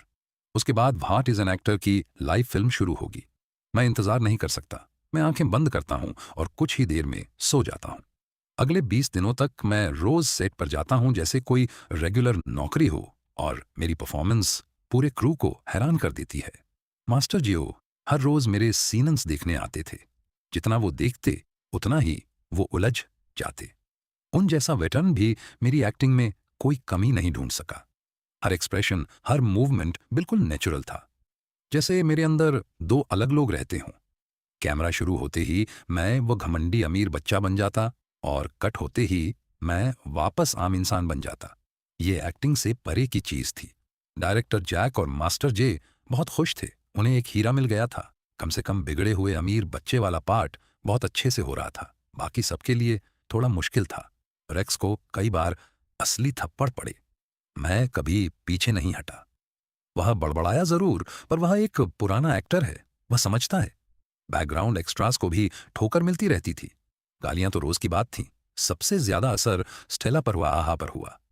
हर दिन एक नई मुसीबत थी। डोमिनिक वाला पार्ट झगड़ों से भरा था, तो उसके रोने वाले सीन्स बढ़ते गए। पहले उसे रोने में दिक्कत होती थी, पर अब मेरे सामने आंसू मोतियों की तरह गिरते थे। उसका दिमाग दो हिस्सों में बट गया था, डोमिनिक से डर और मेरे लिए इज्जत। और ऐसे ही 20 दिन बीत गए। मेरे सीनन्स टाइम पर खत्म हो गए। रात के 8:30 बजे हमने रैप किया। डायरेक्टर जैक मुझसे पूरी तरह इम्प्रेस थे। वह पूरी टीम को एक रेस्टोरेंट ले गए सेलिब्रेशन और आगे की बात करने के लिए। कोई भी डायरेक्टर मुझ जैसे बंदे को नहीं छोड़ना चाहता। जैक मुझे अपने करीब रखने की कोशिश कर रहे थे। उन्होंने सी फूड और महंगी वाइन मंगवाई। मास्टर जो और स्टेला भी वहीं थे। खाना और हंसी जाक चलता रहा। जैक ने कई बार इशारा किया कि मैं उनके साथ ही रहूं। मैंने हर बार प्यार से मना कर दिया। किसी को समझ नहीं आ रहा था क्यों। एक ऐसा मौका जिसके लिए कोई भी एक्स्ट्रा जान दे दे, मेरे लिए बेकार था। शायद मेरी मंजिलें और ऊंची थीं। आखिर में जैक ने पीछा छोड़ा। डिनर आधी रात के बाद तक चला। मैं काफी पी चुका था, खासकर मास्टर जी की वजह से। उन्होंने से ने हमेशा मेरा ख्याल रखा था। हाँ, इसीलिए मैंने भी पीना बंद नहीं किया। जब बिल पे हुआ और हम नीचे आए तो सब थोड़ा लड़खड़ा रहे थे। डायरेक्टर जैक ने शाऊ को इशारा किया। शाऊ, तुम ईथन को घर छोड़ दो। मास्टर जी और मैं कैब ले लेंगे। स्टेला, तुम मेरे साथ चलो। डायरेक्टर जैक, मैं ईथन को छोड़ दूंगी। स्टेला तुरंत मेरे पास आई। बिना जवाब का इंतजार किए उसने मेरा हाथ अपने कंधे पर रखा। शाऊ हैरान रह गई। जैक पलक झपकाते रह गए। स्टेला ने आज शराब को हाथ भी नहीं लगाया था। वह सारा वक्त शुगर फ्री सोडा पी रही थी। एक्ट्रेसेस अपना वजन चेक करती हैं। वह बिल्कुल होश में थी। सबकी नजरों के बीच स्टेला ने ऐसे दिखाया जैसे कुछ अजीब नहीं हो रहा। मेरा घर ईथन के पास ही है, रास्ते में पड़ता है। मैंने पिया भी नहीं है। मैं उसे कैब में ले जाऊंगी। दूसरों को देखे बिना वो मुझे रोड की तरफ ले गई। जैक कुछ बोलने वाला था, पर मास्टर जी ने उसे रोक दिया। जैक, वो धीरे से बोले, उसे जाने दो, तुम उसे नहीं रोक पाओगे। जैक का हाथ हवा में ही रुक गया। उसके चेहरे पर गुस्सा साफ था। सब जानते थे कि अगर एक औरत ऐसा करती है तो उसका मतलब क्या है। इस इंडस्ट्री में यह सब होता रहता है। पर जैक को यह किसी धक्के से कम नहीं लगा। 40 मिनट बाद स्टेला मुझे लगभग उठाकर अपने अपार्टमेंट के दरवाजे तक ले गई। उसका इरादा कभी मुझे मेरे घर छोड़ने का था ही नहीं। 20 दिन, बस इतना ही समय लगा। इंसान कितना अजीब होता है। स्टेला के केस में ये थोड़ा कॉम्प्लेक्स है। वो सच में मेरी इज्जत करती है और उसकी वजह से जब वो डोमिनिक का सामना करती है तो उसका मन सरेंडर करने को करता है। वही खिंचाव आज उसे मुझे अपने घर लाने पर मजबूर कर गया। यह कभी न कभी तो होना ही था। और उस रात आधा बेहोश और बेबस मैं हार गया। अगली सुबह 10 बजे के बाद मैं नींद में उठा और रियलाइज किया कि यह मेरा अपार्टमेंट नहीं है, ना ही कोई होटल। मैंने दिमाग पर जोर डाला और कल रात की बातें याद आने लगीं। मैं जम गया। हे भगवान, मैं तो फंस गया। मैंने कंबल हटाया और देखा, निशान साफ थे। तो सच में हारा कौन? मैंने आसपास देखा। स्टेला यहां नहीं थी। साइड टेबल पर एक नोट था। मैंने उसे उठाया। जब तुम उठो तो शावर ले लेना। शीट्स की चिंता मत करना, मैं देख लूंगी जब मैं वापस आऊंगी। किचन में ब्रेकफास्ट है, हैक साथ है, खाकर जाना। कल रात मेरा फैसला था तो बुरा मत मानना। नीचे एक छोटा लाल स्टार और एक पोनीटेल वाली लड़की का चित्र था जो मुस्कुरा रही थी। मैं मुस्कुराए बिना नहीं रह सका। चलो ठीक है, हम दोनों एडल्ट्स हैं। बिना किसी जज्बात के एक रात बिताना कोई अजीब बात नहीं है, खासकर इस इंडस्ट्री में। फिर भी स्टेला का पहला कदम उठाना मेरे लिए हैरानी की बात थी। वो ऐसी लड़की नहीं लगती। मैं उठा। मैंने एक बार फिर शीट्स को देखा। मेरे अंदर एक अजीब सा एहसास हुआ। स्टेला जैसी लड़की इतनी बोल्ड हो सकती है। उसका कमरा काफी सुंदर था, पिंक रंग, बिल्कुल लड़कियों जैसा। मैं बेडरूम से बाहर आया और अपार्टमेंट घूमने लगा। ये काफी बड़ा था, मतलब उसकी फैमिली के पास पैसा है। किचन में ब्रेकफास्ट रखा था और मुझे रियलाइज हुआ कि मुझे बहुत भूख लगी है। मैं बैठ गया और खाने लगा। खाने के बाद एक क्विक शावर। 1 घंटे बाद मैं स्टेला के अपार्टमेंट से निकल गया। अब दिमाग ठीक करने का वक्त है। ये बस एक हसीन मुलाकात थी, उससे ज्यादा कुछ नहीं। हमारे बीच कोई असली जज्बात नहीं है, कम से कम मेरी तरफ से तो नहीं। वो सुंदर है पर उससे ज्यादा कुछ नहीं। बेहतर है मैं अपना ध्यान रखूं।